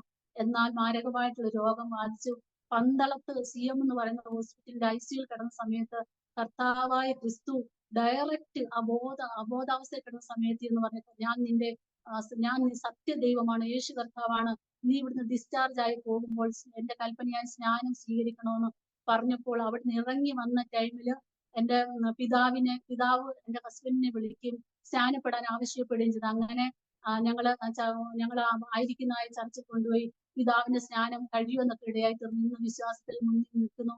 പ്രിയ മാതാവും അതുപോലെ തന്നെ വളരെ ഒരു കാല് പൊക്കാൻ പറ്റാത്ത അവസ്ഥയിൽ കഠിനമായിട്ടുള്ള പെയിന്റെ മധ്യത്തിലും വളരെ വേദനയോടെ ഇരുന്ന സമയത്ത് എന്റെ പ്രിയപ്പെട്ടവനോട് പ്രാർത്ഥിക്കാൻ പറയുകയും എന്റെ ഹസ്ബൻഡ് പ്രാർത്ഥിക്കുകയും ആ ഞൊടിയിടയിൽ മാതാവിന്റെ ആ കാലിന്റെ വേദന അപ്രത്യക്ഷമാകുകയും താൻ വായിച്ചുകൊണ്ടിരുന്ന മഹാഭാരതവും ഭാഗവതവും ഒക്കെ മകന്റെ കയ്യിലെടുത്ത് കൊടുത്തിട്ട് അത് ഇനി മുതൽ ഇത് മോന്റെ കയ്യിലിരിക്കട്ടെ, എനിക്ക് ഇത് ആവശ്യമില്ല, ഇത്രയും നാൾ ഞാൻ വിളിച്ച ദേവന്മാരൊന്നും എന്റെ കാലിന്റെ വേദന മാറ്റിയില്ല, ഇന്നു മുതൽ കർത്താവാണ് എന്റെ ദൈവം എന്ന് പറഞ്ഞ് മാതാവോടെ രക്ഷിക്കപ്പെടുക ഇടയായി തീർന്നു. പിന്നീട് മാതാവിന്റെ സ്നാനം കഴിഞ്ഞു.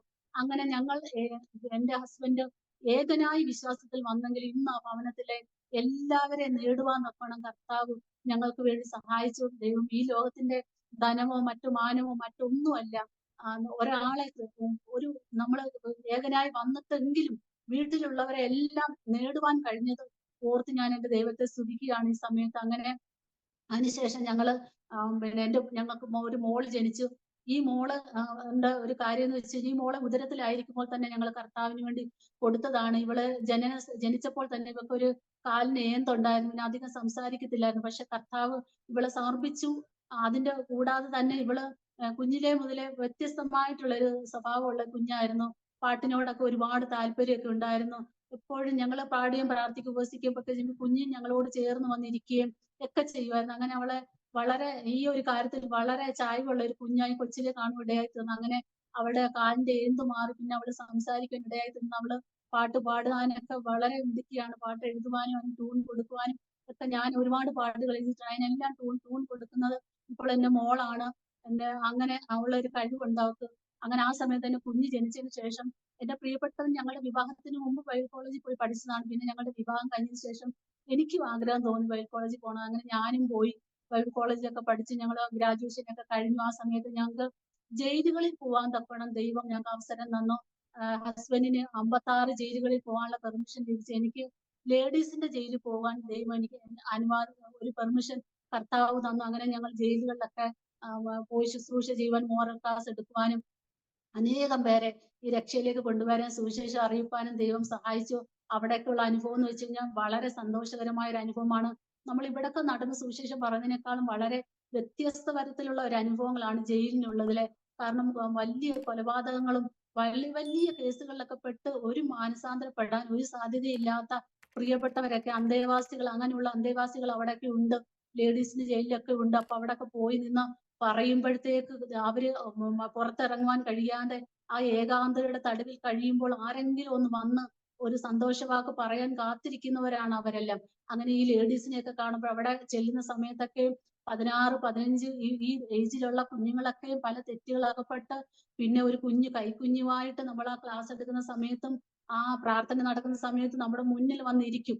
ആ കുഞ്ഞിന്റെയൊക്കെ ചോര പോലും ബ്ലഡ് പോലും അദ്ദേഹത്തുനിന്ന് പോയി കളഞ്ഞിട്ടില്ല. ആ സമയത്ത് വീട്ടിൽ നിന്ന് മാതാപിതാക്കളുടെ അനുവാദമില്ലാതെ വേറെ വിവാഹം ചെയ്തു പിന്നെ വഴിയിൽ അവര് വേറെ പ്രശ്നങ്ങളിൽ അകപ്പെട്ട് പിന്നെ ഉപേക്ഷിക്കപ്പെടും. പിന്നെ ആകെ ഈ കുഞ്ഞിനെയും കൊണ്ട് ജയിലിലോട്ടാണ് വരുന്നത്. ആ ഒരു അവസ്ഥയിൽ ഈ കുഞ്ഞുങ്ങളുമായിട്ട് നമ്മുടെ മുന്നിൽ വന്നിരിക്കുന്നത് കാണുമ്പോൾ നമുക്ക് ശരിക്കും പറഞ്ഞു കഴിഞ്ഞാൽ എങ്ങനെ എനിക്ക് പറയണമെന്ന് അറിയത്തില്ല. അത്രമാത്രം നമുക്ക് സങ്കടം തോന്നും. ആ ആ ആ ഒരു എക്സ്പീരിയൻസ് ഒക്കെ ഓർക്കുമ്പോൾ എനിക്ക് ഒത്തിരി സന്തോഷമാണ്. ഒരുപാട് ഇഷ്ടമായിരുന്നു എനിക്ക് ജയിലുകളിൽ പോകുന്നത്. ഭയങ്കര ഇഷ്ടമായിരുന്നു. അങ്ങനെ ഞങ്ങൾ വളരെ സന്തോഷത്തോടെ രണ്ടുപേരും കുറെ കാലം അങ്ങനെയൊക്കെ പോകുമായിരുന്നു. പിന്നെ ഒരുപാട് സന്തോഷമായിരുന്നു ആ സമയത്തൊക്കെ. പിന്നീട് ഇങ്ങോട്ട് വന്നപ്പോഴത്തേക്ക് പിന്നെ ഞങ്ങള് ഏരിയ വെച്ചിട്ട് കൺവെൻഷനുകൾ നടത്തുമായിരുന്നു. ചെറിയ ചെറിയ കൺവെൻഷൻ നടത്തി ഞങ്ങൾ ചെയ്യുന്ന ഇങ്ങനായിരുന്നു. ഓരോ ലെറ്റർ ഒരു വിവാഹത്തിന് എങ്ങനെ ക്ഷണിക്കും അതുപോലെ ലെറ്റർ അടിക്കും. അടിച്ചിട്ട് എല്ലാ ഭവനങ്ങളിലും കൊണ്ടു കൊടുത്തിട്ട് അവരെ ഇൻവൈറ്റ് ചെയ്യും.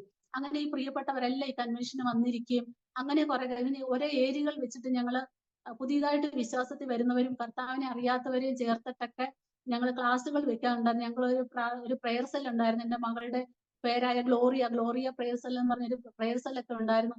കുറേ കാലം ഞങ്ങൾക്ക് ഭയങ്കര സന്തോഷമായിരുന്നു. പല സ്ഥലത്തുനിന്ന് ഞങ്ങൾ ആളുകളെ കളക്ട് ചെയ്ത് കൊണ്ടുവന്നിട്ട് നമ്മൾ ഓരോ ഏരിയ തിരിച്ച് ക്ലാസ്സുകൾ ഒരുപാട് ഇവർക്കൊക്കെ പുതിയതായിട്ട് വരുന്നവർക്ക് സാക്ഷ്യം പറയാൻ അവസരം കൊടുക്കുകയും പ്രബോധനം പറയാൻ അവസരം കൊടുക്കുക, അങ്ങനെ കുറെ കാര്യങ്ങൾ. എന്നിട്ട് വിശ്വാസത്തിൽ വരുന്നവരെ ഓരോ ഏരിയ തിരിച്ച് അവർ ആയിരിക്കുന്ന ചർച്ചുകളിൽ ഞങ്ങൾ വിടാറുണ്ടായിരുന്നു. അങ്ങനെ കുറെ കാര്യങ്ങൾ ഞങ്ങൾക്ക് ദൈവം ചെയ്യിച്ച്. ഇതിന്റെ ഇടയ്ക്കൂടെ പറയാൻ, ഞാൻ കൊച്ചിലെ ഞാൻ ഈ ഡയറിയിൽ എഴുതുന്ന സമയത്ത് എന്റെ വീട്ടിലെ ഇത്തരം സങ്കടങ്ങളും വേദനകളും അനുഭവിക്കുന്ന സമയത്ത് ഓരോ ഡയറിയുടെ പേജിൽ ഞാൻ എഴുതി വെക്കുമായിരുന്നു, കർത്താവേ ദൈവമേ ഈ കാരാഗ്രഹമാകുന്ന വീട്ടിൽ നിന്ന് എന്നെ പുറപ്പെടുവിക്കണമേ. ഈ ഒരു വാക്ക് ഞാൻ കുറെ കാലം ഓരോ പേജിലും എഴുതിക്കൊണ്ടേയിരുന്നു. പക്ഷെ ഈ ജയിലിലെ ശുശ്രൂഷ ചെയ്തതിന് ശേഷം ഒരു ദിവസം കർത്താവ് എന്നോട് പറഞ്ഞു, മകളെ അന്ന് നീ എന്നോട് പ്രാർത്ഥിച്ച് ഈ കാരാഗ്രഹത്തിൽ നിന്ന് വിടുവിക്കണം. പക്ഷെ നീ ഇന്ന് കാരാഗ്രഹത്തിൽ കിടക്കുന്നവർക്ക് വിടുവിക്കുവാനും അവർക്ക് സമാധാനം കൊടുക്കുവാനും ആശ്വാസങ്ങൾ വാക്കുകൾ പറയുവാനും ഞാൻ നിന്നെ പ്രിസണിലോട്ട് അയച്ചല്ലോ. അന്നേരമാണ് ഓർത്തത്, ദൈവമേ കാരാഗ്രഹത്തിൽ നിന്ന് വിടുവിക്കണേ എന്ന് കൊച്ചിനെ ഞാൻ പ്രാർത്ഥിച്ചതിന്റെ ആ ഒരു പ്രാർത്ഥനയാണല്ലോ ഇന്ന് ജയിലുകളിൽ പോകുവാൻ ദൈവം എന്നെ ഇടയാക്കി തന്നു. അങ്ങനെ കുറെ കാലം ആ ഒരു ശുശ്രൂഷ ചെയ്യുവാനൊക്കെ ഇടയായി തീർന്നു. പിന്നീട് ഇങ്ങോട്ട് ഞങ്ങൾക്ക് ഇതിന്റെ കൂടെ തന്നെ പിന്നെ ഹസ്ബൻഡിന് ഫർണിച്ചർ ബിസിനസ് ഉണ്ടായിരുന്നു, കൺസ്ട്രക്ഷൻ വർക്ക് ഉണ്ടായിരുന്നു.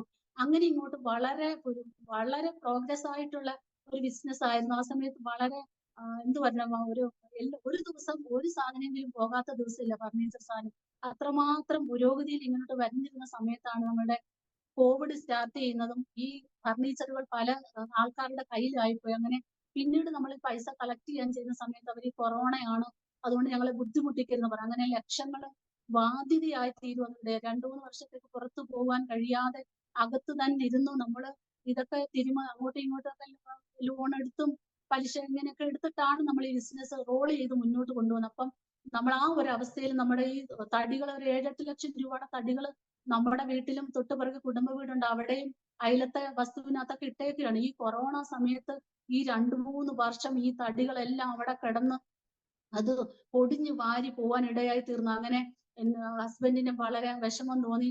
ആളെന്ന് വെച്ച് കഴിഞ്ഞാൽ ബിസിനസ് മേഖലയിലാണെങ്കിൽ തന്നെയും മറ്റുള്ളവർ പൈസ തരാനുണ്ടെങ്കിൽ അവിടെ ചെന്ന് ചോദിക്കുകയാട്ടെ, അല്ലെങ്കിൽ ഒരു കർക്കശ സ്വഭാവത്തോടെ ചോദിക്കുകയോ അവരെ വ്യസനിപ്പിക്കുകയോ ചെയ്യത്തില്ല. കാരണം ഞാൻ വഴക്ക് പറയുമ്പോൾ എന്നോട് പറയും, നമ്മൾ വിശ്വാസികളല്ലേ, നമ്മൾ മറ്റുള്ളവരോട് പെരുമാറേണ്ട എങ്ങനെയല്ല, പൈസ കിട്ടിയില്ലെങ്കിൽ വേണ്ട, അവരുടെയൊക്കെ കണ്ണുനീരിന്റെ മുന്നിൽ സാധനം എടുത്തുകൊണ്ട് വരാൻ പറ്റത്തില്ല. അങ്ങനെ കടങ്ങൾ വളരെ ഏറി. ആ സമയത്ത് തന്നെ എന്റെ പ്രിയപ്പെട്ടൻ ഒരു ദിവസം സ്ട്രോക്ക് വന്നിട്ട് വീഴുവാന്നൊക്കെ ഇടയാത്തന്ന. ആ സമയത്ത് ഞാൻ അതേ എന്നും പോകുന്നത് പോലെ രാവിലെ എന്റെ വർക്ക് സ്ഥലത്തേക്ക് പോവുകയായിരുന്നു. ആ സമയത്ത് വളരെ സന്തോഷമായി എന്റെ പ്രിയപ്പെട്ടവൻ ഗേറ്റിന്റെ വാതിലിൽ ഇരിക്കുന്നതായിട്ട് എനിക്ക് കാണുവാനിടയായി തീർന്നു. പക്ഷെ ഒരു 4 മണി കഴിഞ്ഞ സമയത്ത് എനിക്ക് ഫോൺ കോൾ വരുന്നു, ഇതുപോലെ മോളുടെ പപ്പയ്ക്ക് തീരെ സുഖമില്ല, എന്തൊക്കെയോ ഇങ്ങനെ പിറുപിറുക്കുന്നെന്ന് പറയുകയായി തീർന്നു. അപ്പൊ ഞാൻ പറഞ്ഞു, ഇല്ല പപ്പ, തമാശയൊക്കെ ഇടയ്ക്ക് പറയുമല്ലോ, നിങ്ങൾക്ക് തോന്നുന്നു. അല്ല മമ്മി, എന്തോ പ്രശ്നമുണ്ട് പപ്പയ്ക്ക് എന്ന് പറഞ്ഞു. അങ്ങനെ രാവിലെ ഏതോ ഒരു 11 മണി സമയത്താണ് സ്ട്രോക്ക് സംഭവിച്ചത്. പക്ഷെ ഒരു 7 മണിക്കൂർ കഴിഞ്ഞതിന് ശേഷമാണ് ഹോസ്പിറ്റലിൽ കൊണ്ടുപോയത്. നമ്മുടെ അടുത്തുള്ള ഒരു ഹോസ്പിറ്റലിൽ കൊണ്ടുപോയി. അവിടെ പറ്റത്തില്ല, അപ്പോഴത്തേക്ക് ശരീരം ഫുൾ തളർന്നു പോയി. അവിടെ നിന്ന് പ്രാഥമിക ചികിത്സകളൊക്കെ തന്ന് ചെറിയൊരു ഇഞ്ചക്ഷൻ എടുക്കേണ്ട സമയം കഴിഞ്ഞു പോയി. എങ്കിൽ തന്നെ വഴിയിൽ വെച്ചൊന്നും സംഭവിക്കായിരിക്കും, ഒരു ഇഞ്ചക്ഷൻ ഒക്കെ കൊടുത്ത് പരിമലയെ കൊണ്ടുപോയി. അവിടെ നിന്ന് പരിമലയെ ചെന്നപ്പോഴത്തേക്ക് ആള് ഫുള്ള് സ്പീച്ചിന്റെ മെമ്മറിയുടെ ഫുൾ സെല്ല് പോയി, ശരീരം മൊത്തം തളർന്നു പോയി. അപ്പം ആദ്യത്തെ ദിവസം കഴിഞ്ഞ് 2ാമത്തെ ദിവസം ആയപ്പോൾ കൂടെ വന്ന ഒരാളിനോട് പറഞ്ഞ്, സജിയുടെ വൈഫിനെ എനിക്കൊന്ന് കാണണമെന്ന് പറഞ്ഞു. അങ്ങനെ ഞാൻ പേഴ്സണലില് പോയി ഡോക്ടറിന്റെ ICU-നകത്ത് കയറിയപ്പോ എന്നോട് ഡോക്ടർ പറഞ്ഞു, നിങ്ങൾ ഇവിടെ കിടന്ന് ബഹളം ഉണ്ടാക്കരുത്, എനിക്കൊരു കാര്യം പറയാനുണ്ട്. വളരെ സമാധാനത്തോടെ കേൾക്കണമെന്ന് പറഞ്ഞു. അപ്പൊ ഞാൻ പറഞ്ഞു, ഡോക്ടറെ പറഞ്ഞു ഞാൻ കേൾക്കാമെന്ന് പറഞ്ഞു. അപ്പൊ കമ്പ്യൂട്ടറിനകത്തോടെ ഈ സ്ട്രോക്ക് ബാധിച്ച ബ്രെയിനിന്റെ എല്ലാ ഏരിയകളും എന്നെ കാണിച്ചു.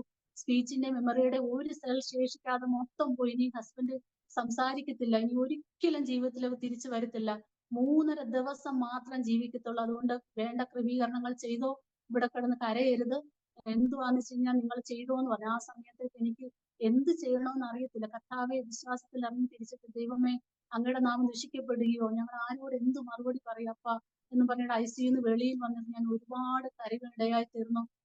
അങ്ങനെ അങ്ങനെ ഒരു ആ സമയത്ത് എനിക്ക് പ്രഷർ കൂടി ഏതാണ്ട് ഒരു 200 ആ ഒരു ലെവലിലേക്ക് വന്നിട്ട് അതേ ഹോസ്പിറ്റലിൽ എന്നെ അഡ്മിറ്റ് ആയി തീരും ഇടയത്ര. അപ്പൊ എന്നെ ഞരമ്പ് പൊട്ടാറായി എന്ന് പറഞ്ഞു. ഞാൻ പറഞ്ഞു വേണ്ട, എന്റെ ഹസ്ബൻഡ് അപ്പുറത്ത് മരണത്തിന് ജീവനിടയിൽ പോരാടുമ്പോൾ എനിക്കൊരു ജീവിതം വേണ്ട, ദൈവം എന്റെ ജീവനെ എടുത്തെങ്കിൽ എടുത്തോട്ടെ, എനിക്ക് വേണ്ടാന്ന് പറഞ്ഞു. അങ്ങനെ അവര് ചെറിയൊരു ഇഞ്ചക്ഷൻ തന്നെ എന്നെ ഇപ്പുറത്തോട്ട് മാറ്റി ഇടയായി തീർന്നു. അങ്ങനെ എന്റെ എല്ലാവരോടും വിവരം അറിയിച്ച്, വീട്ടിലും അറിയിച്ച് ഇങ്ങനെ സംഭവമുണ്ട്. അങ്ങനെ പിന്നെ എല്ലാ ദൈവമക്കളും ആ സമയത്ത് പ്രാർത്ഥിപ്പാനൊക്കെ ഇടയായി തീർന്നു. അങ്ങനെ ആ ഹോസ്പിറ്റലിൽ നിന്ന് മാറ്റിയിട്ട് പിന്നെ കോട്ടയം മെഡിക്കൽ കോളേജിൽ കൊണ്ട് ഇടാമെന്ന് വിചാരിച്ചു. കാരണം ഇനി മരിച്ചു പോകുമല്ലോ, ഇനി ചികിത്സിച്ചിട്ട് കാര്യമില്ല. അപ്പം കോട്ടയത്ത് ഞങ്ങൾ ആംബുലൻസിനകത്തോട്ട് കൊണ്ടുപോയി ചെന്നപ്പോൾ അവിടെ ഈ സ്ഥിതിയിലുള്ള ഒരാളെ എടുത്തില്ല. നിങ്ങൾ കൊണ്ടുപോയിക്കോ എന്ന് പറഞ്ഞു. അവിടെ നിന്ന് ആംബുലൻസ് തിരിച്ച് ഞങ്ങൾ ബിലീവേഴ്സ് ഹോസ്പിറ്റലിൽ വന്നു, തിരുവല്ലയിൽ. അവിടെ വന്നപ്പോൾ ഡോക്ടർ എന്നോട് പേഴ്സണലി പറഞ്ഞു, കിട്ടുമെന്ന് തോന്നുന്നില്ല, കാരണം പിന്നെ നിങ്ങൾ പ്രാർത്ഥിക്കുക, പക്ഷെ ഇതിലൊരു വലിയൊരു എമൗണ്ടും ചെലവാകും, ICUവിനകത്ത് മാത്രമേ കുറെ നാള് ചെലവഴിക്കേണ്ടി വരും, അതുകൊണ്ട് നിങ്ങൾ എന്തുവാ ചെയ്യുന്ന സൈൻ ചെയ്ത്. അപ്പൊ ഞാൻ സൈൻ ചെയ്ത് കൊടുത്തു, ഡോക്ടറെ എന്തുവായാലും എന്റെ ഹസ്ബൻഡിനെ എനിക്ക് തിരിച്ചു കിട്ടണം, അതുകൊണ്ട് എന്തുവാ ചെയ്തോന്ന് പറഞ്ഞു. അങ്ങനെ പ്രിയപ്പെട്ടവനെ ആ ICUവിനകത്ത് കയറ്റി കുറെ നാള് ICUവിനകത്ത് കിടക്കുമെന്നൊക്കെ ഇടയായി തീർന്നു. അങ്ങനെ ഈ ICUവിനകത്തൊക്കെ കിടന്ന സമയത്തൊക്കെ വളരെ ഒരു പ്രത്യാശയ്ക്ക് ഒരു വകയില്ല. അപ്പം ഡോക്ടർ എന്നെ ഇടയ്ക്കിടയ്ക്ക് വിളിക്കുന്നുണ്ട്, കാരണം ഷുഗർ ഇല്ല, പ്രഷർ ഇല്ല, കൊളസ്ട്രോൾ ഇല്ല, മറ്റൊരു കുഴപ്പമില്ല. എന്നിട്ട് എങ്ങനെ ഈ ആൾക്ക് ഈ സ്ട്രോക്ക് വന്നു എന്ന് അറിയാൻ പറ്റുന്നില്ല. ബോൺമാരോ ടെസ്റ്റ് ചെയ്തപ്പോഴും അതിനകത്ത് ഒരു തെളിവുകളും ഇല്ല ഇത് എങ്ങനെ വന്നു എന്ന്. അങ്ങനെ എന്നോട് വിളിച്ചിട്ട് പറഞ്ഞു, ഇനി നിങ്ങൾ രക്ഷ തോന്നില്ലെന്ന് പറഞ്ഞു. അപ്പൊ ആ സമയത്ത് ഞാൻ ഒരുപാട് തകർന്നിട്ട് ഞാൻ അതേ ഹോസ്പിറ്റലിൽ രാത്രിയിലും എന്റെ ഈ ലോകത്തിൽ നിന്ന് പോകുവാണ്. അപ്പൊ ഞാൻ ഒരുപാട് ഓർത്ത് കരഞ്ഞു. ആദ്യ സമയത്ത് ഞങ്ങൾ ഒരുമിച്ച് സുവിശേഷം പറയാൻ പോയതും ശുശ്രൂഷകൾ പോയതും വളരെ ഞങ്ങൾ 4 പേരോടെ സന്തോഷത്തോടെ കഴിഞ്ഞതും ഒക്കെ ഓർത്ത് ഞാൻ ഒരുപാട് നെടുവപ്പെട്ട് കരഞ്ഞ സമയത്ത്, ദൈവമേ, ഞാൻ ആ രാത്രി 2:30 സമയത്ത് ഞാൻ അവിടെ ദൈവത്തോട് ഒരു ബാത്റൂമിന് വാതിലിൽ ഞാൻ ചോദിച്ചു, ദൈവമേ, എന്ത് തെറ്റാണ് ഞങ്ങൾ അങ്ങയോട് ചെയ്തത് കർത്താവെ, അറിഞ്ഞും അറിയാതെ എന്തെങ്കിലും പാപം ഞങ്ങൾ വന്നു പോയിട്ടുണ്ടെങ്കിൽ ദൈവമേ അവിടുന്ന് ഞങ്ങളോട് ക്ഷമിക്കണമേ എന്ന് പറഞ്ഞു. ആ സമയത്ത് പെട്ടെന്ന് ഒരു ശബ്ദം എന്റെ കാതുകളിൽ കേൾക്കുവാൻ തക്ക ഇടയായി തീർന്നു. കാരണം അവിടെ ഒരു ശബ്ദങ്ങളും ഇല്ല. ആ സമയത്ത് റോമർ 8:28 ദൈവത്തെ സ്നേഹിക്കുന്നവർക്ക് നിർണയപ്രകാരം വിളിക്കപ്പെട്ടവർക്ക് സകലവും നന്മയ്ക്കായി കൂടി വ്യാപരിക്കുന്നു എന്റെ കാതുകൾ തുളച്ച് കേൾക്കുവാൻ തക്കവണ്ണം ഇടയായി തീർന്നു. ഇത് കേട്ടതുമല്ല, എന്നോട് പിന്നീട് ആ ശബ്ദം തുടർന്നു, നിന്റെ ഹസ്ബൻഡ് മരിക്കയില്ല, അവൻ ജീവനോടെ ഇരുന്ന് ദൈവത്തിന്റെ പ്രവൃത്തികളെ വർണ്ണിക്കുമെന്ന് പറയുവാൻ ഇടയായി തീർന്നുമല്ല, പെട്ടെന്ന് ഒരു ഫോൺ കോൾ എനിക്ക് വരികയാണ്. ഞാൻ എന്റെ കൂടെ സഹകരിക്കുന്ന എന്റെ ഒരു ഫ്രണ്ടിനോട് ഞാൻ അതിന്റെ തലേ ആഴ്ചയിൽ ഞാൻ പറയുന്നത്, ഞാനൊരു സ്വപ്നം കണ്ടു, പ്രിയ അച്ചായൻ എന്നിൽ നിന്ന് അകന്നു പോകുന്നു, എന്റെ കൈ വിട്ട് പോകുന്നു, മറ്റൊരു ലോകത്തേക്ക് പോകുന്നു, എന്റെ വീട്ടുകാർ എന്നെ വിളിക്കാൻ വരുന്നു, ഇനി അവൻ മരിച്ചു പോയില്ലേ, കുഞ്ഞുങ്ങളെയും കൊണ്ട് വീട്ടിൽ വാ എന്ന് പറയുന്നു, ഞാൻ പോകാൻ കൂട്ടാക്കുന്നില്ല എന്നൊരു ദർശനം, ഒരു സ്വപ്നം കണ്ടു. അപ്പൊ അവൾ എന്നോട് പറഞ്ഞു, നിന്റെ തോന്നല, നിങ്ങൾ തമ്മിലുള്ള ആ സ്നേഹം അങ്ങനെയല്ലേ, ഞങ്ങൾക്ക് എല്ലാവർക്കും അറിയാം, ആ ഒരു ചിന്തയിൽ നിനക്ക് തോന്നി, അങ്ങനെ ഒരു സ്വപ്നം കണ്ടത് അന്ന് വിചാരിച്ചാൽ മതി, നീ ഇതിനകത്ത് വലിയ കാര്യമാക്കണ്ടെന്ന് പറയാം, അതങ്ങ് വിട്ടു കളഞ്ഞു. പക്ഷെ ആ രാത്രി വന്ന ഫോൺ കോളിൽ അവള് വാ വിട്ട് കരയാണ്, നീ ആ പറഞ്ഞ സ്വപ്നം ഉണ്ടല്ലോ, പക്ഷെ അതിന് തൊട്ടു മുമ്പ് കർത്താവ് എന്നോട് സംസാരിച്ചില്ലായിരുന്നുവെങ്കിൽ ഞാൻ അവിടെ കുഴഞ്ഞു വീണ് മരിക്കുവോ, എനിക്ക് എന്തെങ്കിലും വന്നു പോയിരുന്നു. പക്ഷെ കർത്താവ് ആ ശബ്ദം കേൾപ്പിച്ചതിന് ശേഷമാണ് ഈ ഫോൺ കോൾ വരുവാൻ. ഞാൻ അവളോട് പറഞ്ഞു, നീ വിഷമിക്കണ്ട, ദൈവം എന്നോട് സംസാരിച്ചു, എന്റെ ഹസ്ബൻഡ് മരിക്കയില്ല, ജീവനോട് ഇരിക്കും, ഇത് നന്മയ്ക്കായിട്ട് ദൈവം മാറ്റുമെന്ന് പറയാം. പിന്നെ ഞാൻ കരഞ്ഞില്ല, പിന്നെ ഞാൻ കരയുവാൻ തക്ക ഇടയായിട്ടില്ല. പിന്നീട് ഓരോ ദിവസം ഞാൻ ICUവിന്റെ വാതിൽ പോകുമ്പോൾ വളരെ നെടുവീർപ്പോടെ, അതിന്റെ കൂടെ വിശ്വാസത്തോടെ, വളരെ പ്രത്യാശയും കൂടെ തിരിച്ചു വരുമെന്നുള്ള പ്രത്യാശയാൽ ഓരോ ദിവസവും ഞാൻ ആ ചലനമറ്റ് കിടക്കുന്ന മനുഷ്യനെ നോക്കിക്കൊണ്ടിരിക്കുവായിരുന്നു.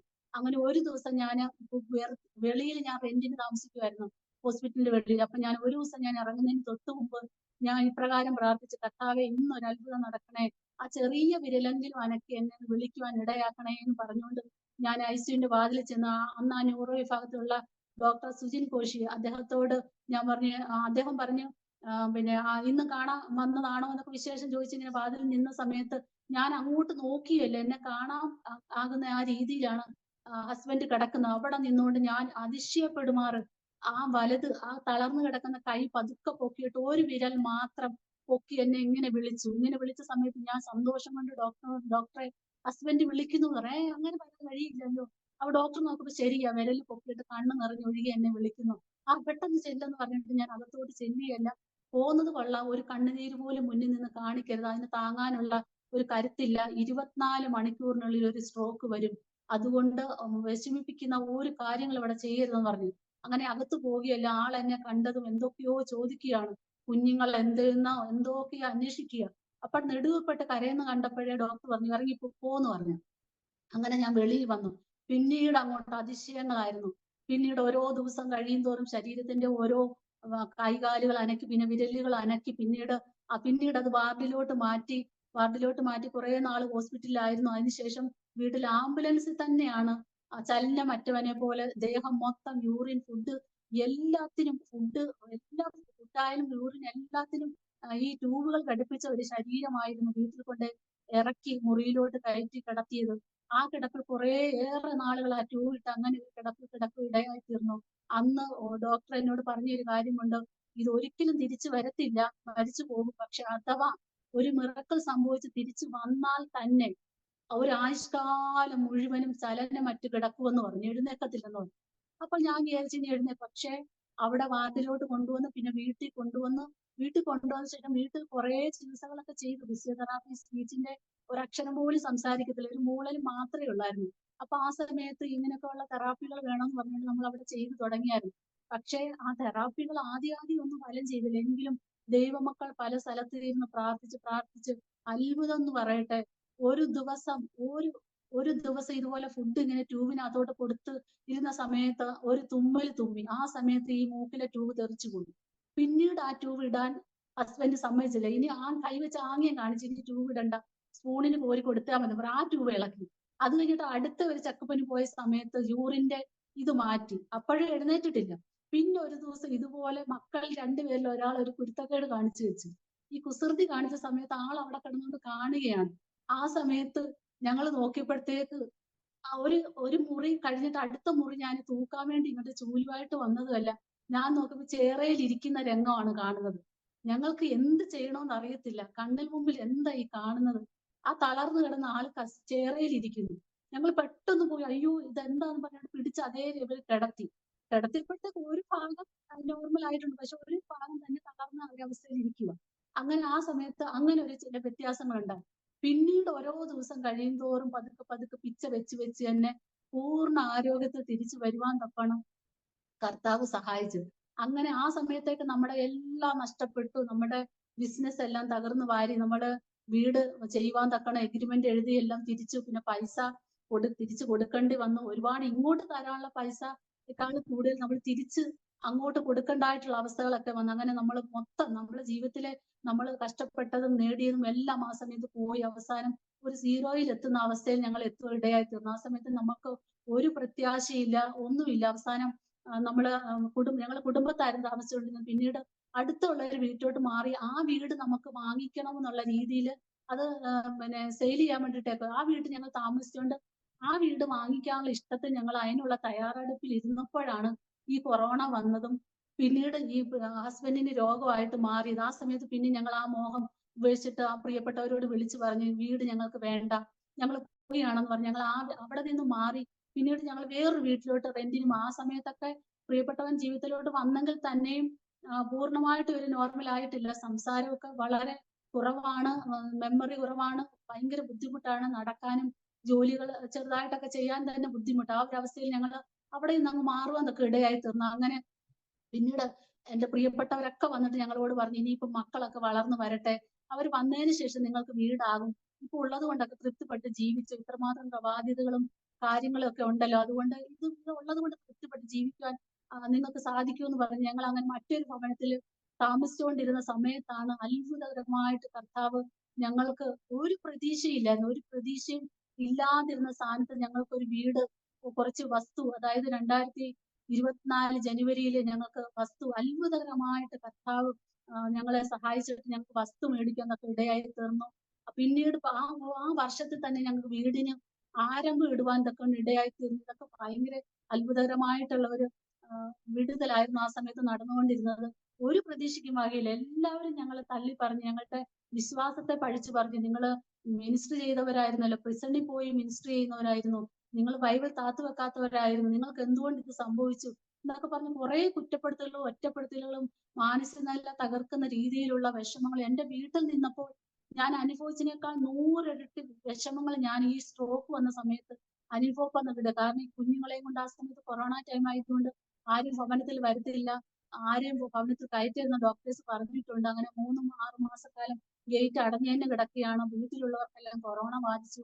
അവരിപ്പുറത്തോട്ട് വരത്തില്ല. ഒറ്റയ്ക്ക് ഈ പ്രിയപ്പെട്ടവനെ ഡ്രസ്സ് ചെയ്യിക്കാനും ഫുഡ് കൊടുക്കാനൊക്കെ ഞാൻ ഒരുപാട് ബുദ്ധിമുട്ടി, ഒരുപാട് കരഞ്ഞിട്ടുണ്ട് ആ സമയത്തൊക്കെ. അവസാനം സങ്കടം കഴിയാതെ ബാത്റൂമിൽ കയറി ഞാൻ ടാപ്പ് തുറന്നു വിട്ടിട്ട് അവിടെ നിന്ന് കരയുമായിരുന്നു, ശബ്ദം പുറത്ത് വരാതിരിക്കും. അങ്ങനെയൊക്കെ കരഞ്ഞ ഒരവസ്ഥയിൽ കൂടി കഴിഞ്ഞു. ആ ഒരു അനുഭവങ്ങളൊക്കെ കഴിഞ്ഞിട്ടാണ് ഈ വീടിന്റെ പ്ലാൻ വന്നപ്പോൾ എല്ലാരും പറഞ്ഞു വീട് വസ്തു വാങ്ങിച്ചിട്ടേക്ക്, പക്ഷെ വീട് വെക്കാൻ നിങ്ങളെ കൊണ്ട് പറ്റത്തില്ല, നിങ്ങൾ അതിന് തുടങ്ങരുതെന്ന് പറഞ്ഞു. പക്ഷെ ഞങ്ങള് എന്തോ ഈ വയ്യാത്ത ഒരാളെയും കൊണ്ട് എനിക്കിങ്ങനെ വീട് മാറി മാറി പോകുന്നതിനോട് ഒരു വിഷമം തോന്നി കുഞ്ഞുങ്ങളെയും കൊണ്ടൊക്കെ. അപ്പൊ ഞാൻ ദൈവത്തോട് പ്രാർത്ഥിച്ചു, കർത്താവേ ഒരു ഭവനം വേണം, അത് വലിയ ഭവനമൊന്നും വേണ്ട, ഞങ്ങൾക്ക് കയറി കിടക്കുവാനും റെന്റ് ഒക്കെ ഒഴിഞ്ഞു കിട്ടുമല്ലോ, അതുകൊണ്ട് ഒരു ഭവനം വേണോന്ന് ഇങ്ങനെ പ്രാർത്ഥിച്ചുകൊണ്ടേയിരുന്നു. ആ സമയത്ത് ദൈവം വളരെ ഒരു അത്ഭുതം ചെയ്യുവാൻ തക്ക ഇടയായി തന്നു. അതിന്റെ ഒരു കാര്യം എന്ന് വെച്ച് കഴിഞ്ഞാൽ ഞങ്ങള് കുറച്ച് പൈസ ഞങ്ങളുടെ കയ്യിലുണ്ടായിരുന്നു. ബിസിനസിന്റെ ഒക്കെ തരാനുള്ളവരൊക്കെ മനസ്സാക്ഷിയുള്ളവരൊക്കെ കുറച്ച് പേര് കൊണ്ടു തന്നു.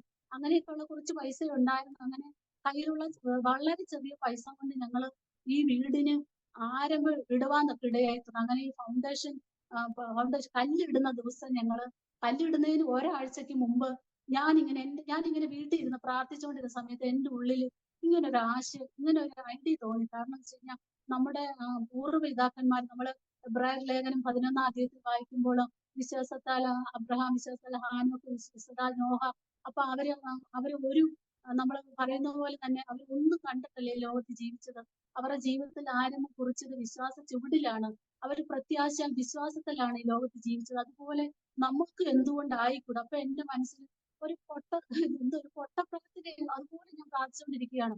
അപ്പൊ ആ സമയത്ത് ഞാൻ വിചാരിക്കുകയാണ്, വിശ്വാസത്താൽ എന്നുള്ള ഒരു നെയിം പ്ലേറ്റ് ചെയ്യിച്ചതിന് ശേഷം ഈ പാസ്റ്റർ ഈ കല്ലിടാൻ വരുന്ന ദിവസം കല്ലിടുന്നതിന് തൊട്ട് ആദ്യം ഈ വിശ്വാസത്താൽ എന്നുള്ള നെയിം പ്ലേറ്റ് വെക്കുക, അതിന്റെ മടക്കി കല്ലിടുക എന്ന് എന്റെ മനസ്സിൽ ഒരു ആശയം തോന്നി. ഞാൻ എന്റെ ഹസ്ബൻഡിനോട് പിറ്റേ ദിവസം രാവിലെ ആയപ്പോ ഞാൻ പറഞ്ഞു, അച്ഛാ എനിക്ക് ഇങ്ങനെ ഒരു ഐഡിയ തോന്നുന്നുണ്ട്. അപ്പൊ അച്ഛൻ പറഞ്ഞു, എനിക്ക് വിശ്വസിക്കാൻ പറ്റുന്നില്ല, നമ്മൾ രണ്ടുപേരും ഒരുപോലെയാണല്ലോ പറഞ്ഞത്, എനിക്കും അങ്ങനെ ഒരു ആശയം ഇന്നലെ തോന്നി, നീ എന്നെ കളിയാക്കുമല്ലോ എന്ന് വിചാരിച്ചിട്ടാ ഞാൻ അത് നിന്നോട് പറയാതിരുന്നേന്ന് പറഞ്ഞു. അങ്ങനെ ഞങ്ങള് രണ്ടുപേരും കൂടെ ചേർന്ന് നെയിം പ്ലേറ്റ് ചെയ്യുന്ന നമ്മുടെ 1 കിലോമീറ്റർ അപ്പുറമുള്ള അവിടെ ഒരു കടയിൽ ചെന്നിട്ട് ഇങ്ങനെ പറഞ്ഞപ്പോ ആ പ്രിയപ്പെട്ടവർ ഇത് കണ്ടിട്ട് പറഞ്ഞു, അയ്യേ സാധാരണ ഞങ്ങൾ വീട്ടിനൊക്കെ പേരൊക്കെ എഴുതിക്കുന്ന ഇങ്ങനെ കണ്ടിട്ടുള്ളൂ, പക്ഷെ ഇങ്ങനെ ഒരെണ്ണം ഞങ്ങൾ കണ്ടിട്ടുണ്ട്, നിങ്ങൾ എന്ത് ഉദ്ദേശിക്കുന്നു? അപ്പൊ എന്റെ അച്ഛൻ പറഞ്ഞു, അതൊന്നും നിങ്ങൾ അറിയേണ്ട ആവശ്യമില്ല, ഞങ്ങൾ പറയുന്ന പോലെ ഒന്ന് ചെയ്തു തരാമോ. അങ്ങനെ ബ്ലാക്ക് കളറിനകത്ത് വൈറ്റ് അക്ഷരത്തിൽ വിശ്വാസത്താന്നുള്ള നെയിം പ്ലേറ്റ് ചെയ്തു.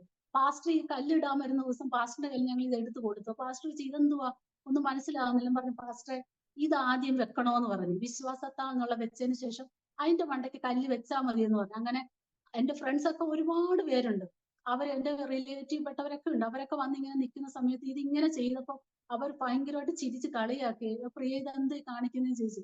ഞങ്ങൾ പറഞ്ഞു, ഞങ്ങളുടെ വിശ്വാസത്താലാണ്, ഞങ്ങൾ വിശ്വാസത്താൽ ഇത് തുടക്കം ഇടുകയാണെന്ന് പറഞ്ഞ് അങ്ങനെ തന്നെ ചെയ്തു.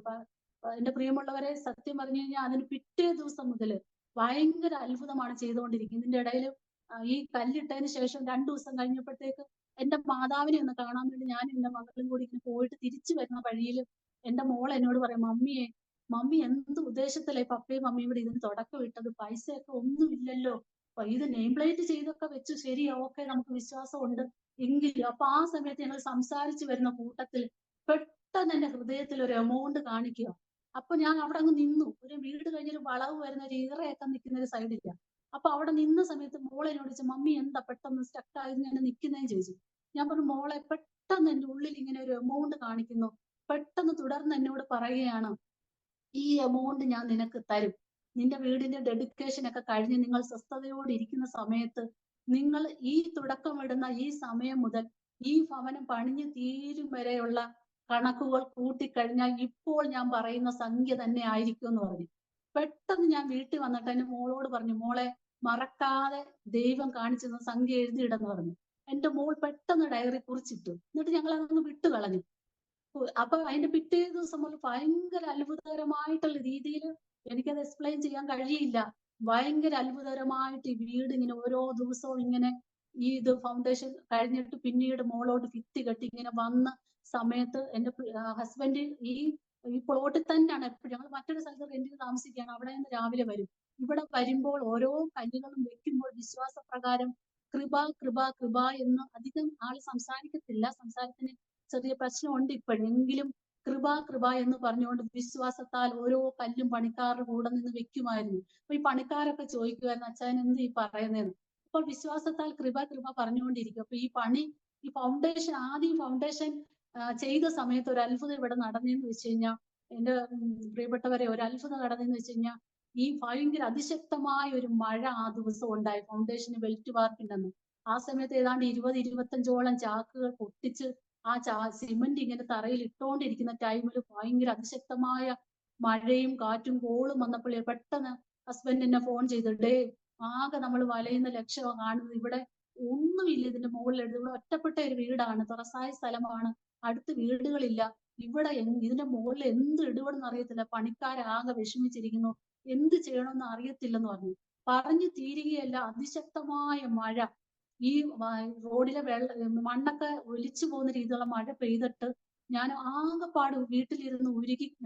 കുഞ്ഞുങ്ങളും ഞങ്ങൾ 3 പേര് ആകെ കരഞ്ഞ് അവിടെ നിലവിളിച്ച് കരഞ്ഞു. ദൈവമേ, എന്തോ ഒരു അവസ്ഥയായിരിക്കും അവിടെ. തിരിച്ചു ഫോൺ ചെയ്യാൻ എന്തുവായെന്ന് ചോദിക്കാനുള്ള ധൈര്യം എനിക്കില്ലായിരുന്നു. പക്ഷെ ഒരു 10-15 മിനിറ്റ് കഴിഞ്ഞപ്പോൾ അടുത്ത ഫോൺ കോൾ വരുന്നു. ഇവിടെ ഒരു അത്ഭുതം സംഭവിച്ചു. പണിക്കാർക്കെല്ലാം വിശ്വാസമായി. അവർക്ക് വിശ്വസിക്കാൻ പറ്റുന്നില്ല. അവര് അതിനെക്കുറിച്ച് ചർച്ച ചെയ്തുകൊണ്ടിരിക്കുകയാണ്. കാരണം മഴ വന്ന സമയത്ത് ഈ പ്ലോട്ടിൽ മാത്രം മഴ പെയ്തില്ല, ഇതിന്റെ അപ്പുറം ഇപ്പുറം എല്ലാം അതിശക്തമായ മഴ പെയ്ത് വെള്ളം ഒഴുകുവാൻ ഇടയായിരുന്നു. പക്ഷെ ഈ പ്ലോട്ടിൽ മാത്രം മഴ പെയ്തതുമില്ല, ഒരു തുള്ളി വെള്ളം വീണുമില്ല. അപ്പൊ വൈകുന്നേരം ആയപ്പോ ഞാനും മക്കളും പണിസ്ഥലത്തേക്ക് വന്ന് നോക്കുമ്പോഴത്തേക്ക് ഞങ്ങളുടെ കണ്ണുകൾക്ക് വിശ്വസിക്കാൻ പറ്റാതെ ഞങ്ങൾ അവിടെ നിന്ന് ഭയങ്കരമായിട്ട് കർത്താവിനെ സ്തുതിപ്പാന്നൊക്കെ ഇടയായി തീർന്നു. അങ്ങനെ പിന്നീട് മഴയൊക്കെ ആയിരുന്നു. അതിന്റെ അവസ്ഥയിലൊക്കെ വീട് ഇങ്ങനെ മുകളിലോട്ട് പണിയാൻ കുറച്ച് ബുദ്ധിമുട്ടുണ്ടായി. പക്ഷെ എല്ലാ ദിവസവും ഞങ്ങൾ ചെയ്യുന്ന ഒരു കാര്യമുണ്ടായിരുന്നു. ഞങ്ങൾ 4 പേരും എത്ര മഴയും കാറ്റത്തും വന്നിട്ട് ഈ വെള്ളത്തിനകത്തിരുന്ന് മുട്ടുമേൽ നിന്ന് പ്രാർത്ഥിക്കുമായിരുന്നു. ഈ ഭവനത്തിന് ചുറ്റോട് ചുറ്റും എന്റെ മക്കളും ഞങ്ങൾ ഒരുമിച്ച് ഇന്ന് കൈകോർത്ത് പ്രാർത്ഥിക്കുമായിരുന്നു. അങ്ങനെ കാരണം ഞങ്ങൾക്ക് വേറൊന്നും പ്രത്യാശയില്ല, ആരിലും ഞങ്ങൾക്ക് ഒരു പ്രത്യാശയില്ലാതെ ഞങ്ങൾ ജീവിക്കുന്ന സമയമായിരുന്നു ആ സമയം. കർത്താവിൽ മാത്രം ഞങ്ങൾ വിശ്വസിച്ചുകൊണ്ടിരിക്കുന്ന സമയമാണ്. ആ സമയത്ത് കഴിഞ്ഞ ദിവസം ദൈവത്തിന്റെ ആത്മാവ് എന്നോട് തന്നെ സംസാരിച്ചതുപോലെ, നമ്മൾ പ്രതീക്ഷയില്ലാതെ വകയില്ലാത്തടത്തും നമുക്ക് കിട്ടുമ്പോഴും പ്രതീക്ഷയ്ക്ക് അപ്പുറം ലഭിക്കുമ്പോഴുമാണ് അവിടെ അത്ഭുതം എന്ന് പറയാൻ സാധിക്കുക.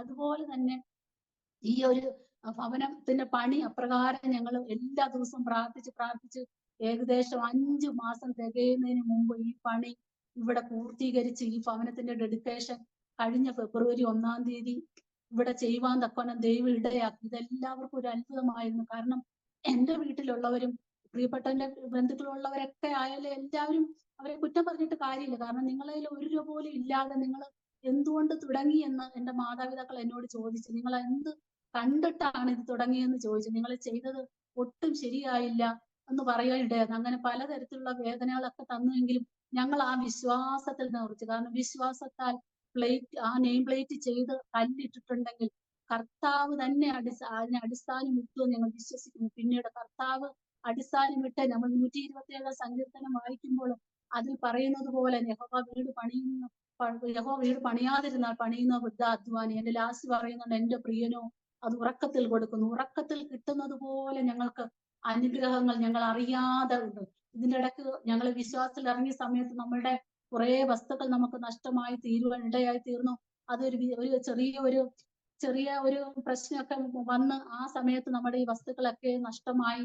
ആ സമയത്തൊക്കെ വളരെ വേദനയോടിരിക്കുമ്പോൾ കർത്താവ് പറയാറുണ്ടായിരുന്നു, നിങ്ങൾ ഈ നഷ്ടപ്പെട്ടതിനെ ഓർത്ത് എന്റെ നിമിത്തം നിങ്ങൾ വന്നതുകൊണ്ട് നിങ്ങൾക്ക് ഇതൊക്കെ നഷ്ടപ്പെട്ടു. എന്നാൽ നമ്മൾ മത്തായി സുവിശേഷത്തില് അതിന്റെ 19-ാം അധ്യായത്തിൽ വായിക്കുന്ന എന്റെ നിമിത്തം നിങ്ങൾ വീടുകളെയോ സഹോദരങ്ങളെ സഹോദരി എന്ത് നഷ്ടം വന്നാലും അതിന്റെ 100 ഇരട്ടി ഈ ഭൂമിയിൽ വെച്ച് തന്നെ നിത്യജീവനെ നിങ്ങൾക്ക് കിട്ടുമെന്ന് ദൈവത്തിന്റെ വചനം പറയുന്ന പോലെ നഷ്ടപ്പെട്ടതിന് ഇരട്ടി ആ ഭൂമി നഷ്ടപ്പെട്ടെങ്കിൽ അതിന് ഇരട്ടി നമ്മൾ മനസ്സിന് ഇഷ്ടപ്പെടുന്ന ഭൂമി കർത്താവ് തരാൻ ഇടയായി തന്നു. ഒരു വീട് വേണമെന്നുള്ള ആഗ്രഹത്തോടെ ആഗ്രഹിച്ചെങ്കിൽ അതും നഷ്ടപ്പെട്ടെങ്കിലും വീണ്ടും അതിനേക്കാളും പ്രതീക്ഷകൾക്ക് അപ്പുറമായിട്ട് നല്ലൊരു ഭവനമാണ് ഇവിടെ പണിയുണ്ട്. കർത്താവിന് വേണ്ടി എത്ര കാലം ഓടിയിട്ടുണ്ട്. കൊച്ചു മോള് അന്ന് ഇളയ കുഞ്ഞില്ലായിരുന്നു. മൂത്ത കുഞ്ഞ് പൈക്കുഞ്ഞായിരിക്കുമ്പോഴേ ഞങ്ങള് മിക്കവാറുമുള്ള എല്ലാ ഭവനങ്ങളും സന്ധ്യയാകുമ്പോൾ ഇറങ്ങുമായിരുന്നു. എല്ലായിടത്തും പോയി രോഗങ്ങളുള്ളവിടത്തും മറ്റവസ്ഥകൾ മോശമായിട്ടുള്ളവർക്കും ഒക്കെ ഉള്ള ഭവനങ്ങളിൽ പോയി പ്രാർത്ഥിക്കുകയും സുവിശേഷം പറയുകയും കുറെ നാളുകൾ ഞങ്ങളെ തന്നെ ശ്രദ്ധിക്കാതെ ഞങ്ങൾ ഓടിയിട്ടുണ്ട്. അതിന്റെ ഒരു ഫലം കർത്താവിന് വേണ്ടി എത്രമാത്രം പ്രയത്നിച്ചിട്ടുണ്ടോ അതിന്റെ എല്ലാം ഫലം എന്റെ ഹസ്ബൻഡ് രോഗമായിട്ട് കിടക്കുന്ന സമയത്ത് അതിന്റെ എല്ലാ നന്മകളും ഞങ്ങൾ അനുഭവിക്കാൻ ഇടയായി തീർന്നു. ആരോഗ്യമുള്ള സമയത്ത് ബിസിനസിന്റെ 3/4 ഭാഗവും ദൈവവേലയ്ക്ക് കൊടുക്കുകയും മറ്റുള്ളവരെ സഹായിക്കുകയും ദൈവദാസന്മാരെ ആദരിക്കുകയൊക്കെയും ചെയ്തിരുന്നു. മിക്കവാറും എല്ലാ ആഴ്ചകളിലും നമ്മൾ വീട്ടിൽ പ്രയർ ഒക്കെ ഉണ്ടായിരുന്നു. അങ്ങനെ ഒരു കണ്ടിന്യൂ പ്രയർ ഉണ്ടായിരുന്നു. അവിടെയൊക്കെ ഒരുപാട് അതുപോലെ ജയിൽ മിനിസ്ട്രിക്ക് പോകുന്ന സമയത്തായാലും ഈ ബിസിനസിന്റെ ഭൂരിഭാഗവും പൈസ ഈ പോക്ക് ചെലവും അവരുടെ ടീം ആയിട്ടുള്ളവർ ഒരുമിച്ച് പോകുമ്പോൾ അവർക്ക് ആഹാരമായാലും മറ്റെല്ലാ കാര്യങ്ങളും ചെയ്തു കൊടുക്കുന്നതിന് ഉപയോഗിച്ചു. എന്നാൽ സ്ട്രോക്ക് വന്ന സമയത്ത് എല്ലാവരും വിധി എഴുതി അവർ നശിച്ചു പോയി, ഇനി അവർ എഴുന്നേൽക്കുകയില്ല, അവരുടെ വിശ്വാസം പോയെന്ന് മറ്റുള്ളവർ പറയുവാൻ ഇടയായി. എന്നാൽ കർത്താവ് പറഞ്ഞത് ആരോഗ്യമുള്ള സമയത്ത് ഈ ദൈവത്തിന്റെ വചനം ആരെടുത്തിട്ടുണ്ടോ അത് ആ ആള് ഏതെങ്കിലും ഒരു അവസ്ഥയിൽ കൂടി മോശമായിട്ടുള്ള അവസ്ഥയിൽ കൂടി കടന്നു പോകുന്ന സമയത്ത് ഒരിക്കലും ദൈവം അവിടെ ഒറ്റയ്ക്കാക്കത്തില്ല. ആ സമയത്ത് ദൈവം നമുക്ക് കൂട്ടായി നിൽക്കുമെന്നതിന്റെ ഒരു തെളിവാണ്. ആരോഗ്യമുള്ള സമയത്ത് കർത്താവിന് വേണ്ടി പോകുകയും കർത്താവിന് വേണ്ടി മറ്റുള്ളവർക്ക് ഒരു സഹായം ചെയ്യുമ്പോൾ ഒരു നമ്മൾ വചനം വായിക്കുന്ന പോലെ ഒരു ഗ്ലാസ് വെള്ളം കൊടുത്താലും അത് കർത്താവിന് വേണ്ടി ചെയ്യുന്നു എന്നുള്ള ആ ഒരു മനസ്സോടെ ചെയ്തതിന്റെ ഫലമായിട്ട് ഇത്രയും വലിയ എത്ര അനർത്ഥങ്ങൾ ജീവിതത്തിൽ ഞങ്ങൾക്ക് വന്നിട്ടുണ്ട്. ഞങ്ങൾ രണ്ടുപേരും ഒരുമിച്ച് വന്നതിന് ശേഷം ഒരു സാഹസിക യാത്രയാണ് ഞങ്ങൾ ഇതുവരെയും ചെയ്തുകൊണ്ടിരിക്കുന്നത്. അത്രമാത്രം വേദനകളും പ്രശ്നങ്ങളും പ്രിയപ്പെട്ടവൻ ഇതിനകത്ത് വന്നതിന്റെ പേരിൽ ഫ്രണ്ട്സ് എല്ലാം കൂടെ ചേർന്ന് ആരോ 10-50 പേര് ചേർന്ന് കൂട്ടത്തോടെ വന്ന് ആക്രമിക്കേണ്ട സ്ഥാനങ്ങളിലൊക്കെ അവർക്ക് അടിക്കാൻ വന്ന ഓരോരുത്തർക്കും ഓരോ അനുഭവങ്ങൾ കൊടുത്ത് അവർ ഹോസ്പിറ്റലിലാകുന്നതായ വിഷകരമായ അവസ്ഥകൾ വന്നു. പിന്നെ ഞങ്ങളെ നടത്തിക്കൊണ്ടു പോകുന്ന സ്ഥാപനത്തിൽ വന്ന് ചിലര് മാപ്പ് അപേക്ഷിക്കും. നിന്നെ ഉപദ്രവിച്ച നാൾ മുതൽ ഞങ്ങൾ പട്ടിണിയിലാണ്, ഞങ്ങളുടെ കുഞ്ഞുങ്ങൾ വളരെ മോശപ്പെട്ട അവസ്ഥയിൽ കൂടി കടന്നു പോകുന്നു, ക്ഷമിക്കണമെന്ന് പറയേണ്ട അവസ്ഥകളിലൊക്കെ വന്നിട്ടുണ്ട്. അങ്ങനെ പലതരത്തിലുള്ള വിഷമങ്ങളിലൂടെ കടന്നു പോയിട്ടുണ്ടെങ്കിലും കർത്താവ് ആ ഒരു വളരെ പരിതാപകരമായ അവസ്ഥകൾ തന്നിട്ടുണ്ടെങ്കിലും അതിന് നീക്കുപോക്കും തന്നിട്ടുണ്ട്. നമ്മൾ വിശ്വാസത്തിൽ ഇറങ്ങി തിരിക്കുമ്പോൾ നമ്മൾ തകർന്നു പോയാൽ നമുക്ക് പറയാം നമ്മൾ എന്തോ പാപം ചെയ്തിട്ടുണ്ട് എന്ന്. പക്ഷെ അവിടെ ഓരോ ദുഃഖങ്ങളും ഓരോ അനർത്ഥങ്ങളും വരുമ്പോൾ അവിടെ ഓരോ വിടുതലുകൾ ഓരോ കഷ്ടങ്ങളും വരുമ്പോൾ അതിന്റെ മുന്നിൽ വലിയൊരു അത്ഭുതം ദൈവം ഓരോ പ്രാവശ്യം കരുതിയിട്ടുണ്ടെന്ന് ഞങ്ങൾക്ക് കാണുമെന്നൊക്കെ ഇടയായി തീർന്നു. അതുകൊണ്ട് തന്നെ ഞങ്ങളുടെ വിശ്വാസത്തിൽ വന്നതിന് ഞങ്ങളുടെ പ്രിയപ്പെട്ടവരെ എല്ലാം ഞങ്ങൾക്ക് നേടുവാൻ തക്കൊണ്ട് ഇടയായി തീർന്നു. അപ്പൊ ഈ ഒരു ഇൻസിഡന്റിന് ശേഷം ഞങ്ങള് പിന്നീട് ഈ ഭവനമൊക്കെ ഇവിടെ വെച്ചിട്ട് വളരെ സന്തോഷകരമായിട്ട് ഞങ്ങൾ ഇവിടെ അടുത്തുള്ളവര് ഞങ്ങളുടെ ഓച്ചറ ഞക്കനാൽ ഈ ഈ മിനിസ്ട്രി ഈ ഒരു ചർച്ച ഞങ്ങൾ സന്തോഷത്തോടെ പോയി വരികയും ഒക്കെ ചെയ്തുകൊണ്ടിരുന്ന സമയത്ത് കഴിഞ്ഞ ഒക്ടോബർ മാസം 16-ാം തീയതി രാത്രിയിൽ ഇവിടെ ഒരു അത്ഭുതം നടക്കുമെന്നൊക്കെ ഇടയായി തീർന്നു.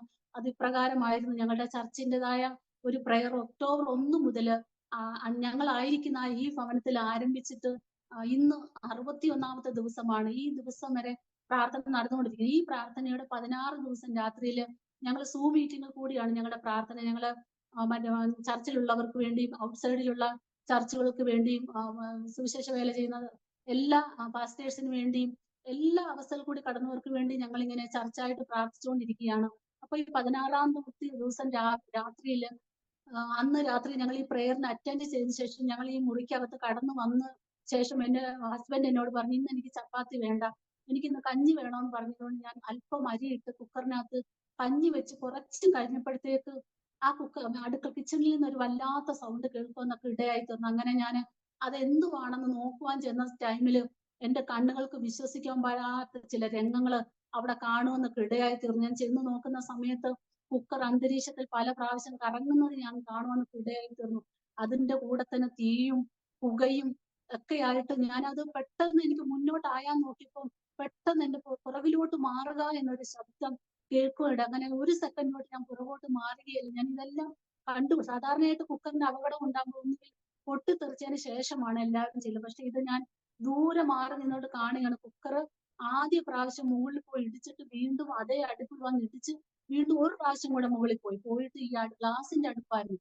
ഇത് പൊട്ടിത്തെറിച്ചിട്ട് ഇത് മൊത്തത്തിൽ പൊട്ടിത്തെറിച്ച് ആ സമയത്ത് തന്നെ ഗ്യാസിനകത്തുനിന്ന് ആ സിലിണ്ടറിനകത്തുനിന്ന് ട്യൂബ് വേർപെട്ടു.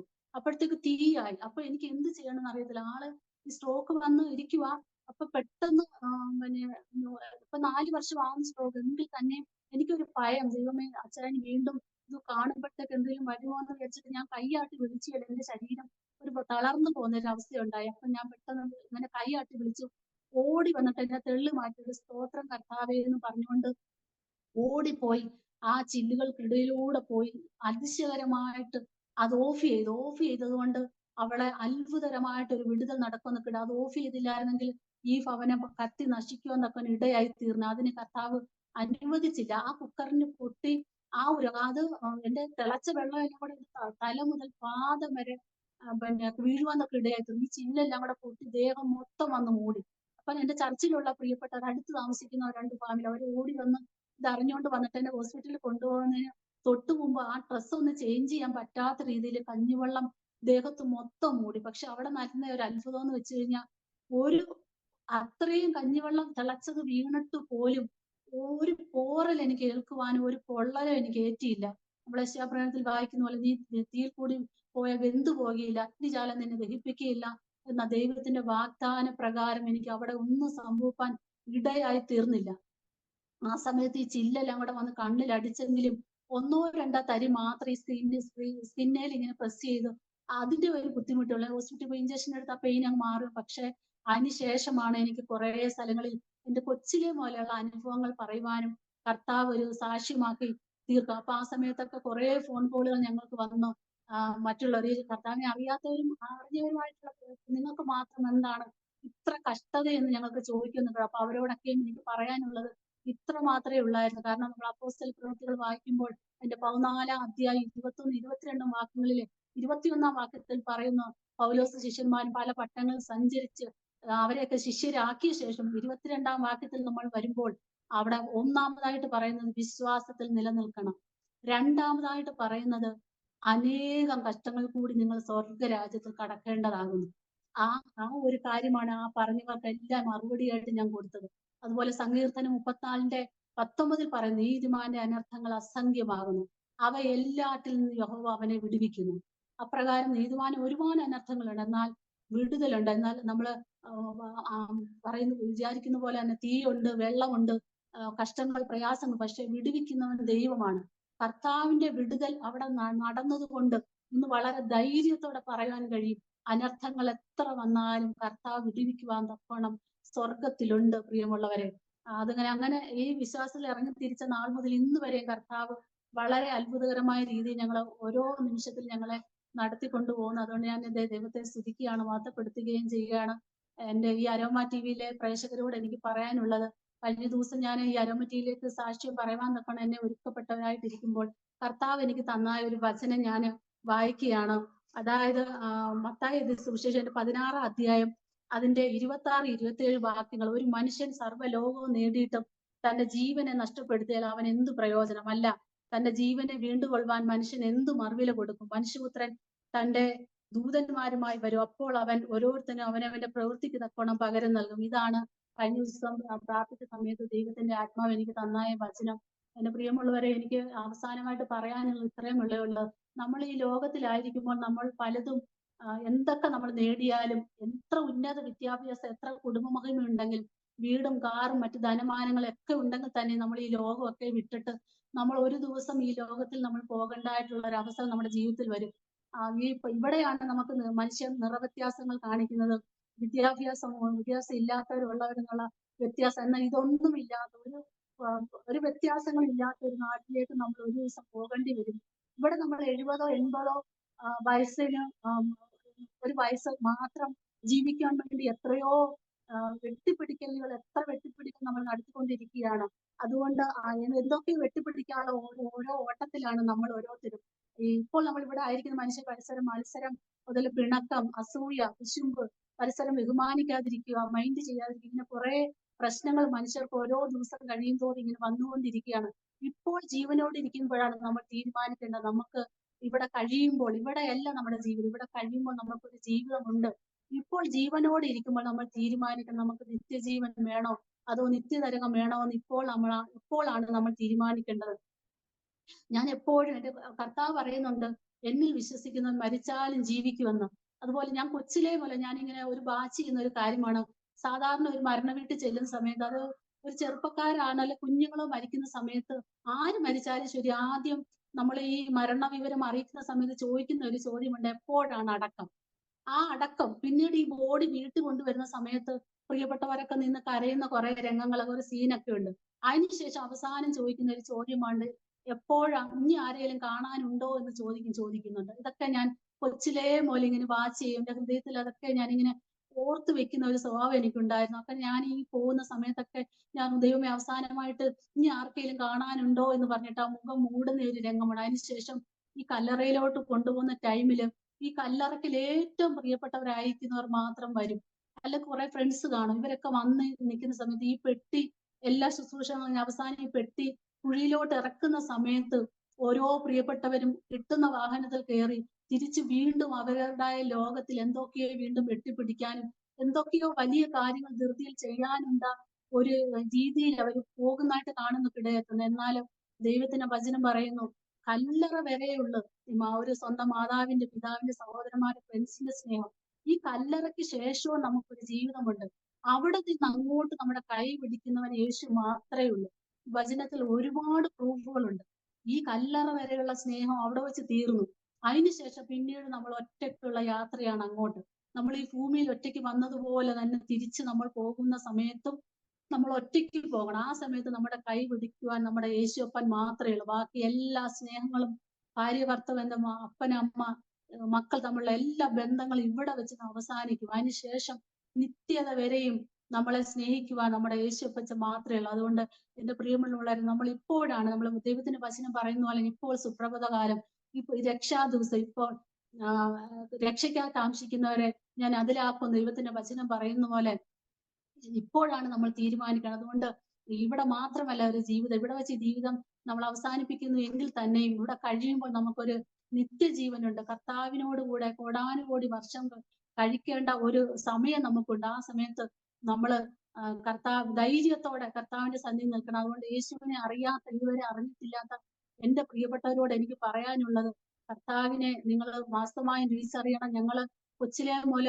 പ്രതീക്ഷയ്ക്ക് വകയില്ലാതെ നാട്ടുകാരും വീട്ടുകാരും ലോകക്കാരും ഞങ്ങളെ തള്ളി കഠിന വേദനയായപ്പോൾ നമ്മൾ നല്ല ശമരിയക്കാരന്റെ കാര്യങ്ങൾ പഠിപ്പിക്കുന്ന സമയത്ത് പലരും വന്ന് കണ്ടിട്ട് മനസ്സലിയാതെ തിരിഞ്ഞു. എന്നാല് നല്ലൊരു ശമരിയക്കാരൻ വന്ന സമയത്ത് അവനെ ശുശ്രൂഷിച്ച് മുറിവുകൾ കെട്ടി വഴിയമ്പലത്തിൽ ഏൽപ്പിച്ചതുപോലെ ഞങ്ങളും ഭവനത്തിലായപ്പോ ആർക്കും ഞങ്ങളോട് കരുണ തോന്നില്ല. പക്ഷെ നല്ല ശമരിയക്കാരനായ നല്ല കർത്താവ് ഞങ്ങളുടെ ഭവനത്തിൽ വന്ന് ഞങ്ങളുടെ മുറിവുകളെ കെട്ടി നല്ലൊരു സാക്ഷിയുടെ മുമ്പിൽ ഇടയിൽ തീർന്ന് എന്റെ ഭവനത്തിലുള്ളവരും വിശ്വാസം നിൽക്കുന്ന പ്രിയപ്പെട്ടവന്റെ ഭവനത്തിൽ ഉള്ള എല്ലാവരും ഇന്ന് ഈ വിശ്വാസത്തിലാണ്.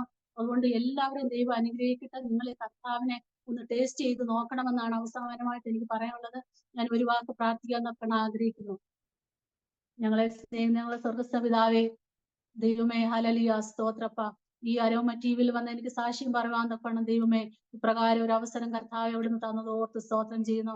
ദൈവമേ, അടിയനെ ശ്രദ്ധിക്കുന്ന ഈ അരോമ ടിവിയുടെ എല്ലാ പ്രേക്ഷകർക്കായി അടിയങ്ങൾ നന്ദിയോടെ അനുസ്തുതിക്കുന്ന കർത്താവ്, അവരുടെ ജീവിതത്തിന്റെ ആത്മഹത്യയുടെ വക്കിലായിരിക്കുന്ന അവസ്ഥകളിൽ നിന്നും, രോഗത്തിന്റെ അവസ്ഥയിൽ നിന്നും, ദൈവമേ, ഹല്ലേലൂയ, സ്തോത്രം, മറ്റ് കുടുംബ പ്രശ്നങ്ങളിൽ നിന്നും, ബാധ്യതകളിൽ നിന്നൊക്കെ കർത്താവ്, അങ്ങനെ പലതരത്തിലുള്ള സങ്കടങ്ങളും വിഷമങ്ങളും അനുഭവിക്കുന്ന എല്ലാ പ്രിയപ്പെട്ടവർക്കും കർത്താവ് ഈ ഒരു സാക്ഷ്യം അനുഗ്രഹമാകട്ടെ എന്ന് അടിയങ്ങൾ പ്രാർത്ഥിക്കുന്നു. അപ്പൊ ഇത് കേൾക്കുന്ന ഓരോ ദൈവജനത്തെയും ഓരോ പ്രിയപ്പെട്ടവരെയും കർത്താവെ അങ്ങയുടെ നാമത്തിൽ ദൈവമേ ബ്ലസ് ചെയ്ത് പ്രാർത്ഥിക്കുന്നു. അപ്പൊ പ്രകാരം അടിയങ്ങൾക്ക് ഒരു അവസരം തന്ന പ്രിയ ഡാനിയൽ ജോൺ പാസ്റ്ററിനെയും ടീം അംഗങ്ങളെയും കുടുംബങ്ങളെയൊക്കെ ഓർത്ത് പ്രാർത്ഥിക്കുന്നു. ഇനിയും അനേകം പേരെ കർത്താവെ ഒരു സാക്ഷ്യമായി നിർത്തുവാൻ തക്കവണ്ണം, അനേകം പേരെ ഒരുക്കുവാൻ തക്കവണ്ണം പ്രിയപ്പെട്ടവരെ സഹായിക്കണേ എന്ന് പ്രാർത്ഥിക്കുന്നപ്പ. എല്ലാ മഹത്വവും സ്തുതിയും സ്തോത്രവും അങ്ങേക്ക് അർപ്പിക്കുന്നു. പ്രാർത്ഥന കേട്ട സ്തോത്രം യേശു ക്രിസ്തുവിന് തന്നെ നാളെ തന്നെ പിതാവേ. ആമേൻ, ആമേൻ. പ്രിയ കർത്താവിൻ്റെ ദാസി, പ്രിയ സിസ്റ്ററിനെ ഓർത്ത് ഞാൻ ദൈവത്തിന് മഹത്വം കരയേറ്റുകയാണ്. ഇത്ര അനുഗ്രഹിക്കപ്പെട്ട നിലയിൽ ദൈവം നടത്തിയ അത്ഭുതകരമായ അനുഭവങ്ങൾ, ജീവിതത്തിൽ ദൈവം ചെയ്ത അത്ഭുത പ്രവൃത്തികൾ അരോമ TV പ്രേക്ഷകരോടൊപ്പം പങ്കുവയ്ക്കുവാൻ സ്വർഗത്തിലെ ദൈവം കൃപ ചെയ്തല്ലോ. ദൈവത്തിന് സകല മഹത്വം കരയേറ്റുന്നു. ഇത്രയേറെ അനുഗ്രഹിക്കപ്പെട്ട് സാക്ഷ്യം പറയണമെങ്കിൽ അത്രയേറെ അനുഭവങ്ങൾ ജീവിതത്തിൽ അഭിമുഖീകരിക്കേണ്ടി വന്നതുകൊണ്ടാണ് ഇങ്ങനെ ഒരു സാക്ഷ്യം പറയുവാൻ തക്കവണ്ണം കഴിഞ്ഞത്. ഈ സാക്ഷ്യം പറയുവാൻ വേണ്ടി ദൈവം ഒരുക്കിയെടുത്ത ആ നല്ല അനുഭവങ്ങൾക്കായി ഞാൻ കർത്താവിന് സ്തോത്രം ചെയ്യുന്നു. തിരിഞ്ഞു നോക്കുമ്പോൾ ഒത്തിരി വെട്ടി നുറുക്കൽപ്പെടലുകൾ ജീവിതത്തിൽ അനുഭവപ്പെട്ടു. അതിൻ്റെ ആ വെട്ടി നുറുക്കപ്പെട്ടു എങ്കിലും വേണ്ടാത്ത ഭാഗങ്ങളൊക്കെ മാറ്റി വേണ്ടുന്നതൊക്കെ ചേർത്ത് തയ്ച്ച് മനോഹരമാക്കി തീർക്കുവാൻ ദൈവം കൃപ ചെയ്തു. സിസ്റ്റർ ഒരു ഫാഷൻ ഡിസൈനർ കൂടി ആയതുകൊണ്ടാണ് ഞാൻ ആ ഒരു പദം ഉപയോഗിച്ചത്. സ്തോത്രം. ഒരു ഫാഷൻ ഡിസൈനറിന് അറിയാം ഏത് ഭാഗം വെട്ടിക്കളയണം, ഏത് ഭാഗം ചേർത്ത് വയ്ക്കണം എന്ന്. നമ്മുടെ കർത്താവ് ലോകത്തിൻ്റെ ഒരു ഫാഷൻ ഡിസൈനറാണ്. ഏറ്റവും മനോഹരമായ കാര്യങ്ങളെ ഡിസൈൻ ചെയ്യുന്ന ഒരാളാണ് നമ്മുടെ കർത്താവ്. നമ്മുടെ കർത്താവ് കാര്യങ്ങൾ കാണുന്നത് പോലെ നമുക്കെല്ലായ്പ്പോഴും കാര്യങ്ങൾ കാണണമെന്നില്ല. ഒരു സാധാരണ വ്യക്തി കാണുന്നത് പോലെയല്ല ഒരു തയ്യൽക്കാരൻ ഒരു തുണി കാണുന്നത്. ഒരു തയ്യൽക്കാരൻ ഒരു തുണി കാണുന്നത് പോലെയോ അല്ല ഒരു ഫാഷൻ ഡിസൈനർ ഒരു തുണി കാണുന്നത്. ഓരോരുത്തരുടെയും കാഴ്ചപ്പാട് തികച്ചും വ്യത്യസ്തമാണ്. സ്വർഗത്തിലെ ദൈവത്തിൻ്റെ കാഴ്ചപ്പാട് അതുപോലെയാണ്. മനുഷ്യൻ കാണുന്നത് പോലെ അല്ല. മനുഷ്യൻ പുറമേ ഉള്ളത് കാണുന്ന യഹോവയോ ഹൃദയങ്ങളെ അറിയുന്നു. പ്രിയ കുടുംബത്തെ ദൈവം കണ്ട ആ ഒരു കാഴ്ച എത്ര മനോഹരമാണ്, എത്ര ഭംഗിയുള്ളതാണ് എന്ന് ഞാൻ ഓർത്തു പോവുകയാണ്. ജനിച്ച് വളർത്തപ്പെട്ട സാഹചര്യത്തിൽ കടന്നുപോയതായ തീവ്രമായ പരീക്ഷകളുടെ അനുഭവങ്ങളെക്കുറിച്ച് പ്രാരംഭത്തിൽ ഓർപ്പിക്കുകയുണ്ടായി. കുടുംബത്തിൽ, മാതാപിതാക്കന്മാരുടെ ജീവിതത്തിലും സഹോദരങ്ങളുടെ ജീവിതത്തിലും കുടുംബത്തിലുമൊക്കെ അഭിമുഖീകരിച്ച എന്ത് സംഭവിക്കാമായിരുന്ന സാഹചര്യത്തിൽ അതിൽ നിന്ന് ഒക്കെ ദൈവം വിടുവിക്കുവാൻ ഇടയായി തീർന്നു. അസാധാരണമായ ഒരുപാട് അനുഭവങ്ങളുടെ കൂമ്പാരം പങ്കുവയ്ക്കുകയുണ്ടായി. അതിൽ നിന്നൊക്കെ ദൈവം വിടുവിച്ച് പുറത്തു കൊണ്ടുവന്നു. ഈ സാക്ഷ്യം കേൾക്കുന്ന ഓരോ പ്രിയപ്പെട്ടവർക്കും അത് വലിയ ഒരു പ്രചോദനവും വിശ്വാസത്തിനും കാരണമായി തീരുമെന്നുള്ള കാര്യത്തിന് യാതൊരു സംശയവുമില്ല. വിശദാംശങ്ങളിലേക്ക് പോകുന്നില്ല, അതൊരു ആവർത്തനമായി പോകുമല്ലോ. എങ്കിലും ഒരു കാര്യം പറയാതിരിക്കാൻ വയ്യ. ഏറ്റവും ഒടുക്കം വീടിന് അടിസ്ഥാനമിടുന്ന ആ ഒരു കാര്യം അത് വല്ലാതെ എന്നെ ചിന്തിപ്പിച്ചു. പെന്തക്കോസ്റ്റിൽ ജനിച്ചു വളർന്നവർ പോലും സാധാരണ ചെയ്യാത്ത ഒരു കാര്യമാണ്. സ്തോത്രം. അവർക്ക് പോലും ഇല്ലാത്ത ആ ഒരു വിശ്വാസം പ്രിയ കർത്താവിൻ്റെ ദാസിക്ക് ഹൃദയത്തിൽ രണ്ടുപേർക്കും, ഭാര്യ ഭർത്താക്കന്മാർക്ക് ഒരുപോലെ ഉണ്ടാവുകയും ആ ഒരു വിശ്വാസത്താൽ എന്നുള്ള ആ ഒരു പദം നെയിം പ്ലേറ്റിൽ എഴുതി ഫൗണ്ടേഷൻ ഇടുമ്പോൾ അതോടൊപ്പം ചേർത്ത് ഇട്ട് ആ വീട് പണി പൂർത്തീകരിപ്പാൻ ഇടയായി തീർന്നു. ഒരുപാട് വെല്ലുവിളികൾ, ഒരുപാട് പ്രതിസന്ധികൾ, ശക്തമായ മഴയും മറ്റ് പല പ്രശ്നങ്ങൾ, സാമ്പത്തിക ബുദ്ധിമുട്ടുകളും ഒക്കെ കടന്നു വന്നു. എങ്കിലും വിശ്വാസത്താൽ അടിസ്ഥാനമിട്ട് ആരംഭിച്ച ആ വീട് പൂർത്തീകരിപ്പാൻ ഇടയായി തീർന്നു.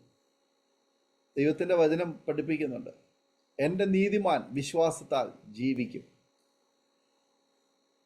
തിരുവെഴുത്തുകളിലെ പുതിയ നിയമത്തിൽ നമുക്ക് മത്തായി സുവിശേഷം 7-ാം അധ്യായം അതിൻ്റെ അവസാന ഭാഗങ്ങളിൽ 2 വീട് പണിയുന്ന വ്യക്തികളെക്കുറിച്ച് പറയുന്നുണ്ട്. ബുദ്ധിമാന്റെ വീട് പണിയും ബുദ്ധിയില്ലാത്ത മനുഷ്യൻ്റെ വീട് പണിയെക്കുറിച്ച്. ബുദ്ധിമാനായ മനുഷ്യൻ പാറമേൽ അടിസ്ഥാനമിട്ട് വീട് പണിത വീടിനെക്കുറിച്ചും, അതുപോലെ രണ്ടാമത്തെ മനുഷ്യൻ മണലിന്മേൽ അടിസ്ഥാനമിട്ട് പണിത വീടിനെക്കുറിച്ചും ഒക്കെ പറയുന്നുണ്ട്. ചിലപ്പോൾ നമ്മളൊക്കെ തോന്നും ഇതൊക്കെ നിസ്സാര കാര്യമാണ്. പക്ഷേ അതിൻ്റെയൊക്കെ മറുവശം വളരെ ആഴമേറിയ സത്യങ്ങളാണ് ദൈവത്തിൻ്റെ പരിശുദ്ധാത്മാവ് അതിൽ കൂടി വെളിപ്പെടുത്തുന്നതെന്ന് നമുക്കറിയാം. ബുദ്ധിയുള്ള മനുഷ്യൻ ചെയ്യുന്നതൊക്കെ നല്ല അടിസ്ഥാനത്തിന്മേൽ ആയിരിക്കും. ദൈവം നിങ്ങൾക്ക് ആ ഒരു കാഴ്ചപ്പാട് തന്നു. ആ ഒരു വാക്ക് എഴുതിയിട്ടത് കൊണ്ട് അല്ല, അതിൻ്റെ പിന്നിൽ പ്രവർത്തിച്ചതായ, അല്ലെ ആ ഒരു നെയിം പ്ലേറ്റിലല്ല, ആ ഒരു വാക്കിലല്ല, അതിൻ്റെ പിന്നിൽ പ്രവർത്തിക്കുന്ന ദൈവത്തിൻ്റെ ആ ഒരു കാര്യം, ദൈവത്തിലുള്ള വിശ്വാസത്താൽ എന്നുള്ള ആ ഒരു ഹൃദയത്തിൽ ഉള്ള ആ ഒരു ഉറപ്പാണ് അതിലൂടെ വെളിപ്പെട്ടു വരുന്നത്. അല്ലാതെ അങ്ങനെ ഒരു വാക്ക് എഴുതിയിട്ടു എന്നുള്ളത് കൊണ്ടല്ല. പകരം നമ്മൾ എടുത്ത ആ ഒരു തീരുമാനമാണ് അവിടെ എടുത്തു പറയേണ്ടത്. അത് ദൈവം നിങ്ങളിൽ ഉറപ്പിച്ചു തന്നു. കർത്താവ് ചെയ്ത ഒരുപാട് അനുഭവങ്ങളും ഓർമ്മകളും, മരണകരമായ അനുഭവങ്ങൾ, കുടുംബത്തിൽ ആദ്യ അവസാനം ഇന്ന് വരെ പറഞ്ഞപ്പോൾ കേട്ടതായ സംഭവങ്ങളെന്ന് പറയുന്നത് ദൈവം കൂടെ ഇരുന്ന് കരം പിടിച്ച് നടത്തിയ അത്ഭുതങ്ങളുടെ ഓർമ്മകളാണ്. ദൈവം അനുഗ്രഹിക്കട്ടെ. ശക്തമായി കർത്താവിന് വേണ്ടി നിലകൊള്ളുവാൻ, കർത്താവിൻ്റെ നല്ല സാക്ഷ്യം വഹിക്കുവാൻ, പ്രത്യക്ഷമായും പരോക്ഷമായും കർത്താവിൻ്റെ വേലയിൽ ഭാഗഭാഗത്വം വഹിക്കുവാനൊക്കെ ദൈവം നിങ്ങളെ സഹായിച്ചുകൊണ്ടിരിക്കുന്നല്ലോ. പിന്നെയും ദൈവം സഹായിക്കട്ടെ എന്ന് ഇത്തരണത്തിൽ ആശംസിക്കുന്നു, പ്രാർത്ഥിക്കുന്നു. പ്രേക്ഷകരെ, നിങ്ങൾക്ക് ഈ സാക്ഷ്യം ഒരുപാട് പ്രചോദനമായി തീർന്നു എന്ന് ഞങ്ങൾ വിശ്വസിക്കുന്നു. നിങ്ങൾക്ക് ഒരുപാട് അനുഭവങ്ങൾ ഇതുപോലെ ഉണ്ടായിരിക്കും. നിങ്ങൾ ഇങ്ങനെയുള്ള അനുഭവങ്ങളുള്ള പ്രിയപ്പെട്ടവരെ മറ്റുള്ളവരുമായി പരിചയപ്പെടുത്തുക. അത് അവരുടെ വിശ്വാസം വർദ്ധിക്കുവാൻ, ദൈവനാമം കൂടുവാനൊക്കെ മുഖാന്തരമായി തീരും. ദൈവം നമ്മളെ സ്നേഹിക്കുന്ന വിധങ്ങൾ ഒരിക്കലും ഒരാളിനോടുള്ളതായ ആ ഒരു രീതിയല്ല മറ്റൊരാളിനോട്, തികച്ചും വ്യത്യസ്തമാണ്. രോമാ ടി വിയിലൂടെ 100 കണക്കിന് സാക്ഷ്യം ഇതിനോടകം നമ്മൾ കേൾക്കുവാൻ കഴിഞ്ഞിട്ടുണ്ട്. ഒന്നുപോലെയല്ല, എല്ലാം ഒന്നിനൊന്ന് വ്യത്യസ്തമായിരിക്കുന്ന അനുഭവങ്ങളാണ്. അതുകൊണ്ട് തന്നെ നമുക്ക് മനസ്സിലാക്കാൻ കഴിയും, ദൈവം ഓരോ വ്യക്തിയെയും വ്യത്യസ്തമായ രീതികളിലൂടെയാണ് ദൈവനാമ മഹത്വത്തിന് വേണ്ടി ദൈവം വിളിച്ച് വേർതിരിക്കുന്നതാക്കി വയ്ക്കുന്നത്. അതുകൊണ്ട് തന്നെ ഈ വാത്സല്യ കുടുംബത്തിൽ ദൈവത്തിൻ്റെ പ്രവൃത്തിയെ നമ്മൾ കണ്ടു, കേട്ടു. പ്രേക്ഷകരെ, നിങ്ങളുടെ ജീവിതത്തിലും ഇതുപോലുള്ള ഒരുപാട് അനുഭവങ്ങൾ ഉണ്ട്. അത് ദൈവനാമ മഹത്വത്തിനായി തീരട്ടെ എന്ന് ഞങ്ങളും ആഗ്രഹിക്കുന്നു, പ്രാർത്ഥിക്കുന്നു. ഈ സാക്ഷ്യം നിങ്ങൾ കേട്ടതിന് ശേഷം നിങ്ങളുടെ പ്രിയപ്പെട്ടവർക്ക്, സുഹൃത്തുക്കൾക്കൊക്കെ ഷെയർ ചെയ്ത് കൊടുക്കണം.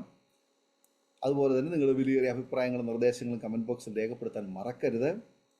നിങ്ങൾക്കൊരു പ്രാർത്ഥനാ വിഷയമുണ്ട്, ഞങ്ങളുമായി ബന്ധപ്പെടുവാൻ നിങ്ങൾ ആഗ്രഹിക്കുന്നെങ്കിൽ തീർച്ചയായിട്ടും സ്ക്രീനിൽ കാണുന്ന വാട്സപ്പ് നമ്പറിൽ ഞങ്ങളെ വിവരം അറിയിച്ചാൽ ഞങ്ങൾ നിങ്ങൾക്ക് വേണ്ടി പ്രാർത്ഥിക്കുന്നു. സാക്ഷ്യം പറഞ്ഞ പ്രിയപ്പെട്ടവരോടൊപ്പം എല്ലാ തിങ്കളാഴ്ചയും രാത്രി 9 മണി മുതൽ നടക്കുന്ന ഓൺലൈൻ പ്രാർത്ഥനാ കൂട്ടായ്മയിൽ നിങ്ങൾക്ക് സംബന്ധിക്കാവുന്നതാണ്. അടുത്ത അനുഗ്രഹിക്കപ്പെട്ട സാക്ഷ്യവും വചനചിന്തയുമായി നാം വീണ്ടും കൂടി കാണുവരും. എല്ലാ പ്രിയപ്പെട്ടവർക്കും good bye. God bless you all. Amen. ഓർമ്മയുടെ മനോരഥത്തിൽ മായാത്ത ഓർമ്മയ്ക്കായി അരോമ മാട്രിമോണിയിൽ നിന്നും ജീവിത പങ്കാളിയെ കണ്ടെത്തൂ. നിങ്ങൾ ഒരു ക്രിസ്തീയ ജീവിത പങ്കാളിയെ അന്വേഷിക്കുകയാണോ? അതോ മക്കൾക്ക് അനുയോജ്യമായ ഒരു തക്ക തുണയ്ക്ക് വേണ്ടി പ്രാർത്ഥിക്കുന്ന വ്യക്തിയാണോ? എങ്കിൽ അരോമ മാട്രിമോണി നിങ്ങൾക്ക് വേണ്ടിയാണ്. ഇന്നു തന്നെ സൗജന്യമായി രജിസ്റ്റർ ചെയ്യൂ. അരോമ മാട്രിമോണിയുടെ പ്രത്യേകതകൾ: രജിസ്ട്രേഷൻ തികച്ചും സൗജന്യം. ലോകത്തെവിടെയുമുള്ള അനുയോജ്യമായ ക്രിസ്തീയ ജീവിത പങ്കാളിയെ തിരഞ്ഞെടുക്കാം. വിവാഹം നടക്കുന്നതുവരെ സർവീസ് ലഭിക്കുന്നു. ഏറ്റവും ചെറിയ പാക്കേജുകളും തിരഞ്ഞെടുക്കാം. അരോമ മാട്രിമോണി നിങ്ങൾക്കായി ഒരുക്കുന്നു വിവാഹം പരമാനന്ദം. Email aroma matrimony2020@gmail.com.